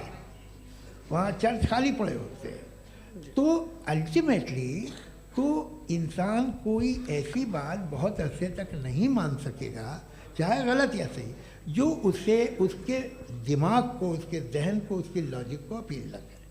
वो कह रहे हैं तो ऑक्सफोर्ड के होंगे तो कैम्ब्रिज के होंगे, तो मुझे क्या लेना देना। उनका डेटा मुस्तकबिल का नहीं हो सकता है। जी। दीपक, हाँ पूछिए। मैं आऊँगा, अभी पीछे की साइड भी आऊँगा, माइक वहीं भेजूंगा 2-3 साल के लिए। जी जावेद साहब, आपसे सवाल है। नमस्ते। अरे भाई सर, अगर आप ही लोग तय करना है तो फिर 200 लोग तय कर लें। ये एक साहब नहीं sir, please don't do this sir. Sir, everybody has a right sir, but we can only take selected questions. No sir, ये यंग लोग भी हैं तो इनकी ये अब उतने सुनिए। यंग, भाई आप यंग हैं कि नहीं हैं? एक मिनट, वो कह रहे हैं वो भी आइए, यंग हैं पूछ रहे ना साहब। भाई। आप उनकी नौजवानी पर दावा उनको ही करने थे। हाँ मुफ्ती साहब, आप यंग, हाँ पूछे। अरे भैया सर, मेरा सवाल ये है। कुछ इनसे भी तो पूछो। जी नहीं, बस आपसे एक सवाल है। जैसे थीस्टों के पास, अपने जो ईश्वर को मानते हैं, उनके पास अपने सोशल गेट टुगेदर्स हैं। 5 रोज़ आज क्रिसमस आने वाला है, होली है, दिवाली है, ईद है। एथिस्ट क्या ऑफर कर रहे हैं? मतलब मैं इनकी दुकान से बोलूं, मैं आना चाहता हूं उस तरफ, पर मैं अट्रैक्ट नहीं हो पा रहा हूं। मैं सोशल गेट टुगेदर्स क्या है आपके पास? वो ये कह रहे हैं कि जो धार्मिक लोग हैं, अलग अलग धर्म के लोग, उनके उत्सव त्योहार, कॉन्ग्रीगेशन बहुत हैं। अब आपको मैं एक सुनाता हूँ, यहाँ हिस्टोरियन भी बैठे हैं। मृदुला जी, आप बताइएगा सही है कि नहीं। ये एक कॉन्स्टेंटाइन, एक ग्रीक रोमन बादशाह था, जो क्रिश्चियनिटी आने के 400 साल बाद उसने डिसाइड किया कि मैं क्रिश्चियन हो जाऊंगा, मेरी पूरी स्टेट कैंसिल हो जाएगी। उस ज़माने में ऐसे ही होता था, राजा जो धर्म इख्तियार करता था वो जनता भी कर लेती थी, इसलिए कि वो हो गया था बैंकक्रप्ट। और उसे जो मेडिटेरियन कोस्ट के रिच क्रिश्चियन वो थे मर्चेंट, उससे पैसा चाहिए था। तो उसने कहा यार क्रिश्चियन हो जाओ। तो उसने अपने वजीर से कहा कि भाई ये हिस्ट्री है कि अब हम लोग क्रिश्चियन हो जाते हैं। पहले सर हो जाएंगे, कोई प्रॉब्लम नहीं है, लेकिन एक प्रॉब्लम ये है कि 17 दिसंबर से 25 दिसंबर तक जो पेगन फेस्टिवल होता, जो पेगन जो फेस्टिवल होता है वो बंद हो जाएगा, इसलिए कि हम क्रिश्चियन हो गए तो होगा नहीं। तो वो बच्चों को बहुत बुरा लगेगा, पब्लिक को बहुत इन्जॉय करते हैं, खासतौर से 25 को मेन डे। उसने कहा हाँ ये तो सही कह रहे हो, ये जीसस क्राइस्ट की पैदाइश कब थी? कहते साहब वो अप्रैल में थी। नहीं, कट करो, वो 25 दिसंबर को है। ये हकीकत है। और 400 साल बाद क्रिश्चियनिटी के अप्रैल से दिसंबर ले आए, और इसलिए कि यहाँ पेगन फेस्टिवल होता था। अब मनाते हैं आप आराम से। ये जो सारे फेस्टिवल हैं ये रिलीजन से, हर एक को एक इंटरटेनमेंट डिपार्टमेंट चाहिए होता है अपनी कंपनी चलाने के लिए। तो ये रिलीजन ने, ये सेकुलर त्यौहार थे जिन्हें रिलीजन्स ने ले लिया है। ये मौसम के थे, फसलों के थे, किसानों के थे, उसको आपने लेकर रिलीजियस रंग दे दिया। ये कोई रिलीजन से थोड़ी आए आप। अच्छा हमें देखिए, हम तो मुल्द हैं, हम ईद मनाते हैं, हम दिवाली मनाते हैं, हम होली मनाते हैं, हम क्रिसमस मनाते हैं। बम्बई की फिल्म इंडस्ट्री की सबसे बड़ी होली हमारे घर में होती है, सबसे बड़ी ईद हमारे घर में होती है। वो हमारी सोशल वो है, हमारा हेरिटेज है। ऐसा थोड़ी है कि we will throw the baby along with the water. ये तो अच्छी चीज़ है, इन्हें रखो, जो बेकार है फेंक दो। जी हाँ, हेलो जी, मेरा सवाल नादवी जी से है। जैसा कि आपने बोला कि गॉड टाइम के भी परे हैं और गॉड इतनी कॉम्प्लेक्स चीज़ है कि उसे ह्यूमन माइंड समझ नहीं सकता, और गॉड ने अर्थ पे फ्री विल भी दे दी है, तो आप अपना वक्त ज़ाया क्यों कर रहे हैं गॉड के बारे में बात करके? अपन को तो बात करनी चाहिए कि सोसाइटी को बेहतर कैसे करें। जी, मैं गॉड वही बताता है सोसाइटी को कैसे बेहतर करें। अभी मैं आपका जवाब देता हूँ। आपने कहा कि टाइम पे वो एग्जिस्ट नहीं करता, सो नहीं, मेरा सवाल ये है कि जैसा आपने बोला कि गॉड बहुत ही कॉम्प्लेक्स चीज है। मैंने कहा ही नहीं कि कॉम्प्लेक्स है, तो आपके अल्फाज हैं। कॉम्प्लेक्स का लफ्ज गॉड के लिए सुइटेबल नहीं है। क्यों? क्योंकि कॉम्प्लेक्स वो चीजें होती हैं जो ऑब्जेक्ट हो। God is not an object जिसको आप इंस्ट्रूमेंट के जरिए लेबोरेटरी में जाके टेस्ट करें, oh it's very complex. No, वो कोई कार का इंजन नहीं है। वो फिलोसॉफिकली नेसेसरी बीइंग ऐसी बीइंग है जो सिंपल बीइंग है। हाँ, आप उसको मुकम्मल तौर पे उसकी तमाम हिकमतों को जान ले और हर चीज को जान ले, ये पॉसिबल नहीं है, क्योंकि वो ऑल वाइज है, आप ऑल वाइज नहीं है, और वो खुदा है, वो आपको सारी चीजें बता दे, ये जरूरी नहीं। मेरा सवाल ये नहीं था, मेरा सवाल ये था कि जब गॉड इतना परे है इस दुनिया से कि उसने अर्थ पे फ्री विल भी दी है, हम सब ह्यूमंस की फ्री विल है, और जो सोसाइटी में हो रहा है वो अपन लोग डिसाइड करेंगे, तो अपन लोग डिसाइड नहीं करेंगे ना, अपन लोग डिसाइड नहीं करेंगे। गॉड जो है, गॉड ने वो उसकी जात, उसकी एग्जिस्टेंस टाइम एंड स्पेस से परे है, लेकिन वो हमारा टेस्ट ले रहा है और उसी गॉड ने हमें बताया कि तुम्हें क्या करना है क्या नहीं करना है, तो जाहिर उस गॉड की बात सुनेंगे ना हम। जी, वो पीछे एक चश्मा लगाया जो मैम खड़ी हैं, उनको दीजिए। हाँ, आप जी जी बिल्कुल आएंगे। देखिए मैं कोशिश कर रहा हूँ सब तरफ जाने की। हाँ, उनको दीजिए माइक। जी, हेलो सर, मैं ओमनी प्रेजेंट नहीं हूँ, टाइम पाबंद हूँ, और जहाँ तक कोशिश कर सकता हूँ करूँगा। जी, अपना नाम बताइए। मेरा नाम उर्सुला है, मैं दिल्ली यूनिवर्सिटी की एक स्टूडेंट हूँ और मैं स्टूडेंट फेडरेशन ऑफ इंडिया से हूँ। मेरा सवाल मुफ्ती जी से है कि इस हॉल के इस कमरे में बैठ के हम लोग रेप की मोरालिटी के बारे में फिलोसफिकली बात तो कर सकते हैं, बट असलियत ये है कि रोज़मर्रा की ज़िंदगी में औरतें रेप के थ्रू गुजरती हैं, और हम लोग सिर्फ नंबर्स पे इस तरह नहीं देख सकते, क्योंकि कितनी औरतें हैं इन कंट्रीज़ में जहाँ पे आप बता रहे हैं कि केसेस कम हैं, जिनका एक्सेस है कि वो जाके केस फाइल कर सकें। कितनी औरतें हैं जो जिनको काम करने की आज़ादी है उन कंट्रीज़ में। यूरोप में ये आज़ादी आ गई, यूरोप में ये रूल्स आ गए, तो हम आज उसके बारे में बात कर पा रहे हैं। जी, जवाब। आपने ये कहा कि कमरे में बंद होकर हम लोग इस पर फिलोसफिकली बात कर सकते हैं, लेकिन हकीकत में क्या हो रहा है, वो ग्राउंड लेवल पे क्या हो रहा है, जो बहुत गलत हो रहा है, और वो सफ़र कर रही हैं। आई अग्री, बहुत गलत हो रहा है, और जो गलत हो रहा है उसको हमें रोकना है। और क्यों रोकना है, वो गलत क्यों है? हमारे पास इसका ऑब्जेक्टिव फाउंडेशन है, इनके पास उसका ऑब्जेक्टिव फाउंडेशन नहीं है। मैं ये कहना चाह रहा हूँ कि जहाँ पे भी जुल्म हो रहा है, जहाँ पे भी औरत पे जुल्म हो रहा है, या उसकी इज्जत लूटी जा रही है, या उसे तकलीफ पहुँचाई जा रही है, और सिर्फ औरत नहीं, किसी इंसान के ऊपर भी जुल्म हो रहा है, तो उसके खिलाफ खड़ा होना, ये मॉरलिटी हमारे पास गॉड के पास से आई है। वरना जावेद साहब तो कह रहे हैं कि जो है मेजॉरिटी डिसाइड करेगी, तो मेजॉरिटी तो कभी भी बदल सकती है। क्या आप हाँ। ये थोड़ी सी आपको गलतफहमी है। मैं अगर मेरे जुमले से ये मदनत निकला या मैंने कहा, तो ये जुमला मैं वापस लेता हूँ। ये मेरा मतलब ही नहीं था कि मेजॉरिटी डिसाइड करेंगे। मेजॉरिटी डिसाइड करे तो दुनिया में बड़ी, वैसे आपने कहा था ये जुमला। अच्छा, हो मैं मान रहा हूँ, बाद में रिकैप कर लेंगे। अरे एक सेकंड, मैं अपनी एक्सप्लेनेशन दे रहा हूँ। मुनासिब बात यह है कि हम सब के सब दिल में जानते हैं कि क्या अच्छा है क्या बुरा है, हमें पता है अच्छी तरह से। जो लोग बुरे काम करते हैं उन्हें भी मालूम अच्छा क्या है। यही तो सवाल था हजरत सर, कि फिर ये मोरालिटी आई कहाँ से? क्रॉस एग्जामिनेशन, हाँ जी हाँ जी। मोरालिटी साथ रहने की डिजायर से आई। यानी साथ रहकर जो कुछ कह दे जो कुछ कर दे वो हो जाएगा? नहीं नहीं, तो आप कायदे से रह ही कर सकते हैं जब तक लोगों में मोरालिटी हो, वरना क्यास हो जाएगा। ये आपको कैसे पता? जी हमने देखा ना, जहाँ मोरालिटी का क्यास हो गया, हम देखते हैं। कहाँ पे देखते भाई हैं? दुनिया में आप जो ये कह रहे हैं, आप एक कहीं पे अगर गलत हो रहा है इस बहस तो के उसको बाद आप में गलत देखिए। आप एपिस्टेमोलॉजी की बात कर रहे हैं, मैं ऑन्टोलॉजी की बात कर रहा हूँ। मैं इस बहस के बाद आप दोनों लोगों को चाय पे होस्ट करूंगा, वहां पे क्रॉस एग्जामिनेशन कर लीजिएगा। अभी ऑडियंस का हक मार रहे हैं आप लोग भाई, सर जस्ट लोग हैं आप लोग। और ये भाई ये हाँ उधर आएंगे, उधर इनको आएंगे। जी सर आएंगे। अच्छा सर मेरा नाम लईकुर रहमान है और मैं अलीगढ़ मुस्लिम यूनिवर्सिटी का स्टूडेंट हूँ। और जहाँ तक मुझे पता है कि sir you are also product of Aligarh Muslim University. मैं भी उसी चमन का बुलबुल। हाँ सर, तो बहुत खुशी हुई मुझे जान करके कि मैं आपसे मिलूंगा। सवाल सर मेरा सवाल यह है, सर सैयद अलैहि रहमा का नज़रिया ये था कि खुदा के वजूद को अक़ल के दायरे में रह कर के तलाश करना, न कि पूरी तौर से उसका इनकार कर देना। Sir how will you define it? नहीं तो ये तो आप इन्हें बताइए। ये सवाल आपके खुदा का वजूद साबित कर रहे हैं। तो सर आपने इनकार कर रखा है, इस वजह से मेरा क्वेश्चन उन्होंने यही एक सेकंड सर सैयद ने यही कहा ना कि अक्ल से आप खुदा के वजूद को साबित नहीं कर सकते, यही कहा ना भाई। वो उन्होंने कहा कर सकते हैं और वो कर दिया गया आज। वो फोन दो। तलाश करना या साबित करना अक्ल से नहीं हो सकता। अरे सवाल तो सुन लीजिए जी। अक्ल से नहीं हो सकता है, यही कहा ना आपने। अक्ल से हो सकता है। अरे वो यही कह रहे हैं भाई, आप बता रहे हो सकता है, वो तो कुछ और। आप अगर सर देखो नौजवान फोन ले लो, वो इतनी कमाल की यूनिवर्सिटी है। अरे भाई दे दो ना जरा, एक मिनट दे दो भाई, मेरी बात सुनो, माइक पे बोलो ताकि जो लाखों लोग देख रहे हैं। माइक दे दो ना। अरे देंगे ना माइक, तुम ठहरो तो।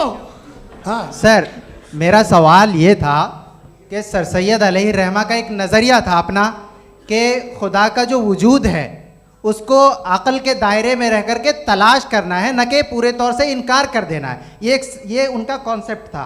लेकिन मेरा सवाल ये है कि आप इसको कैसे डिफाइन करते हैं, एक्सप्लेन कैसे करेंगे? मैं आपसे जानना चाहता हूँ, क्योंकि you are the product of Aligarh Muslim University. मुझे अक़ल के दायरे में रख के मैंने बहुत तलाश की, मुझे मिला नहीं। हाँ ये इधर वो चश्मा लगाए जो, हाँ उनको दे दीजिए। जी जी फटाफट पूछिए, बस 5 मिनट है, 5 मिनट में खत्म हो रहा है। हाँ अस्सलाम वालेकुम मुफ्ती साहब। एंड मेरा सवाल जावेद अख्तर साहब से। क्या नाम है आपका? अरे भैया सब मुझे पूछ रहे हो। फैज पूछिए फैज साहब। तो मेरा सवाल ये है कि अभी जो एथियस्ट है वो problem of evil argument use कर रहे हैं अगेंस्ट मुस्लिम्स, राइट? कि इस दुनिया में इतना सारा इविल है और अगेंस्ट मुस्लिम तो यहाँ अगेंस्ट थियस्ट। हाँ थोड़ा सा करेक्ट कर लीजिए भाई, पूरी मशक्कत ही इसी बात की थी कि किसी एक मजहब पे बात न टिके। जी तो बेसिकली ये आर्ग्यूमेंट ऐसा है कि इस दुनिया में इतना ज़्यादा ईवल एग्जिस्ट करता है और अगर एक ऑल गुड गॉड है तो वो रोकता क्यों नहीं है? लेकिन इस सवाल में एक हिडन अजम्पशन ये है कि इस दुनिया में ईवल एग्जिस्ट करता है। अब एथियस्ट ये कैसे ऑन्टोलॉजिकली प्रूव कर सकते हैं कि इस दुनिया में ईवल एग्जिस्ट करता है? मैं आपको बताता हूँ, थोड़ा सा समझा। नहीं सर हम लोग इनको सुनिए। नहीं please don't do that. I want to explain ontologically. नहीं हम समझ गए सर, इनको अब जवाब देने दीजिए। अच्छा सवाल पूछ लो। मैं अभी तक क्या था वो मैं थोड़ा सा ऐड ऑन कर लेता हूँ। तुम गुरु, तो हम जब इसका राउंड 13 करेंगे ना तब तुमको स्टेज पे बिठाएंगे। जी तो हाँ जल्दी से। तो देखिए एथियज्म के हिसाब से सब कुछ रैंडमली बन गया है, सब कुछ एटम्स और मॉलिक्यूल्स है। एक पत्थर में और मुझ में सिर्फ इतना फर्क है कि हम लोग एटम्स और मॉलिक्यूल्स का अलग अलग रीअरेंजमेंट है। अब एक पत्थर को कोई इंसान तलवार से 2 टुकड़ों में काट दे या मुझे, according to atheism it is same. There is no evil and good according to atheism. जी अच्छा फैज साहब का सवाल ये है कि हाँ कोशिश भी करते तो इससे गलत सवाल नहीं कर पाते। एक लाइफ फॉर्म है और लाइफ फॉर्म में फीलिंग्स हैं, मतलब लाइफ फॉर्म सुनता है, देखता है, टेस्ट कर सकता है, फील कर सकता है। तो उसकी ये जो क्वालिटी इस बबल में आ गई हैं, वो जानवर में भी है, इंसान में भी है। तो जाहिर है कि उसे कोई तकलीफ पहुंचेगी, तो चूंकि उसके पास वो सेंसिटिविटी है तो मैं करेगा। पत्थर में वो सेंसिटिविटी नहीं है। तो ये क्या सवाल हुआ कि अगर पत्थर को काटा तो पत्थर को तकलीफ नहीं होती, तो आपको काटे तो आपको क्यों तकलीफ हो? बैठ जाइए। जी हाँ अगला सवाल। हाँ पूछिए। जी जावेद अख्तर साहब, अरे भैया, सब आप लोग मुफ्ती साहब को छोड़ रहे हैं, मेरे ही पीछे पड़े हैं, क्या किस्सा? चलो बोलो भाई। You asked how God can exist when children die in Gaza. हाँ? You asked how God can exist when children die in Gaza, and you also mentioned the rise of atheism in Europe. But the same events also are leading many atheists and non-believers to turn towards faith. How do you interpret this contradiction, where suffering pushes some away from God, yet brings others closer to belief? देखिए, आपको एक बात बताऊं, दुनिया perfect तो कहीं भी नहीं है, हर जगह कुछ खामियां हैं। बेटा एक मिनट, मैं आप ही को कहेंगे, देखो वो तो कुछ खामियां, कमज़ोरियां, खराबियां सब जगह है। लेकिन अगर देखोगे ईमानदारी से कि दुनिया सबसे ज़्यादा महज़ब कहाँ है, एक आम शहरी को कहाँ हुकूक हासिल हैं, वो बोल सकता है, अपनी मर्ज़ी से काम कर सकता है, अपनी मर्ज़ी से राय दे सकता है, हुकूमत के ख़िलाफ़ बोल सकता है, बरसरे इक़्तिदार लोगों के बारे में बोल सकता है, सरमायादारों के ख़िलाफ़ बोल सकता है। तो आपको ये स्कैंडिनेवियन कंट्रीज़ में मिलेगा, वेस्टर्न यूरोप में मिलेगा। मैं नहीं कह रहा वो परफेक्ट है, बिल्कुल नहीं, वहाँ बहुत ख़राबियाँ भी हैं, परफेक्ट तो कोई। लेकिन जिन जिन मुल्कों में, लैटिन अमेरिका देखो, गल्फ़ देखो, वहाँ पर आपको ये ज़रूर है कि रेप नहीं होते होंगे। रेप की ज़रूरत क्या है भाई? उसको तो ख़रीद लो, घर में रखो, सड़क पर रेप करने की क्या ज़रूरत है? मगर सुनिए सुनिए सुनिए, मगर हकीकत ये है कि वहाँ शख्सी आज़ादी राय देने की, बोलने की नहीं है। जी, ये एक आखिरी सवाल मुफ्ती साहब से। हाँ मैम, इनको माइक दीजिए। शुक्रिया। मेरा नाम मनीषा है, मैं हरियाणा से आई हूँ। मैं मुफ्ती साहब से एक बात पूछना चाहती हूँ। आप बार बार जावेद साहब को कॉन्ट्राडिक्ट तो कर रहे हैं कि आपने ये कहा, लेकिन आप भी अजम्पशंस के बेसिस पे बात कर रहे हैं। आपने खुदा के होने का कौन सा प्रूफ पेश किया है, खुदा की एग्जिस्टेंस का? अब इस सवाल को अलग रहने दीजिए, कौन एथीस्ट है कौन नहीं है। और दूसरी बात जो आपने एक छोटी सी कही थी कि ये फ्री विल का इस्तेमाल करता है इंसान अपनी, लेकिन उस फ्री विल का इस्तेमाल में मतलब खुदा ने ये दे दी सबको ये इजाज़त कि वो कितना घिनौनापन और कितने ज़्यादा ख़राब से ख़राब तरीके इस्तेमाल कर सकते हैं। जवाब सुनते जी। आप फ्री विल को मानती है ना, या अब कहती है कि फ्री विल नहीं है ना? मानती है ना? तो अब आपके पास इसका कोई एक्सप्लेनेशन नहीं है कि अगर एक इंसान उस फ्री विल का इस्तेमाल करके गलत काम कर रहा है और बच के अच्छी ज़िंदगी गुजार के निकल जा रहा है, उसका कोई रिकम्पेंस नहीं है। हमारे वर्ल्ड व्यू में जो इंसान गलत काम कर रहा है उसको भी रिकम्पेंस यानी उसका बुरा बदला मिलना है, और जो सही काम कर रहा है उसको सही बदला मिलना है। लिहाजा जो फ्री विल है वो इस तरीके से है कि एक लिमिटेड टाइम तक खुदा ने मोहलत दी है। ऐसा नहीं कि छूट दे दी, जो करना है करते रहो हमेशा। वक्त आएगा जब एग्जाम का टाइम खत्म होगा तब रिजल्ट आएगा, दौराने एग्जाम जबरदस्ती आपको नहीं बताया जाएगा। अरे भाई एक सेकंड, जी सवाल मुफ्ती साहब से मेरा, मुफ्ती साहब से जी, रुक जाइए, आपसे फोन, आप इसके बाद आपसे यही रहेंगे वो। हाँ बोलिए। मैं मुफ्ती साहब एक ही सवाल करता हूँ कि अगर जो हो रहा है फ्री विल से हो रहा है और एक दिन बरोज़ क़यामत इंसाफ होगा मैशर में वगैरह वगैरह, तो दुआ क्यों मांगते हैं लोग? दुआ मांगते हैं इसके मतलब है अभी भी उसने ये डिपार्टमेंट रखा है कि मैं रोज़मर्रा की ज़िंदगी में बिल्कुल बिल्कुल ही कैन। तो तुम कैन हो, तुम मुझे नौकरी दिला देते हो, मेरे बेटे को ग्रीन कार्ड दिला देते हो, और 45,000 बच्चे मरते उन्हें रोकते नहीं हो। नहीं तो क्या आप ये कह रहे हैं कि इस दुनिया में जालिमों को कभी पकड़ ही नहीं होती है? अरे जो भी पकड़ होगी वो बच्चे रोते हैं। बिल्कुल, देखिए मैंने अपने ओपनिंग स्टेटमेंट में यही कहा था कि जनाब जावेद साहब सिर्फ इमोशनल आर्गुमेंट देंगे। This is an emotional argument. ये छोटे मोटे इसके पीछे का रीजन मैंने बताया क्या है, इसके पीछे का विजडम क्या है मैंने बताया। मंच से आप लोगों को सज्जनों इसलिए कह रहा हूं ताकि थोड़ा सा आपके कॉन्शियंस पे जोर रहे कि आपको ऑर्डर बचा के रखना है। वक्त तय हुआ था, ये वक्त पूरा हुआ, आपने इतने धैर्यपूर्वक सुना, मैं आप सबका बहुत बहुत शुक्रगुजार हूं। यदि इन दोनों विद्वानों की इच्छा होगी तो कभी हम इस बातचीत का राउंड 2, राउंड 3, यही तो देखिए खूबी है इंसान की कि बहस मुबाहसे में वो पड़ा रहता है। आप लोगों ने बड़े धैर्य का परिचय दिया, बहुत बहुत शुक्रिया। इसी के साथ ये बातचीत यहाँ पे समाप्त होती है। मैं एक बात बता दूं, ये सारी बहस हो गई, अब मुफ्ती साहब और बड़े मुफ्ती साहब इन साथ के साथ मैं खाना खाने वाला हूँ।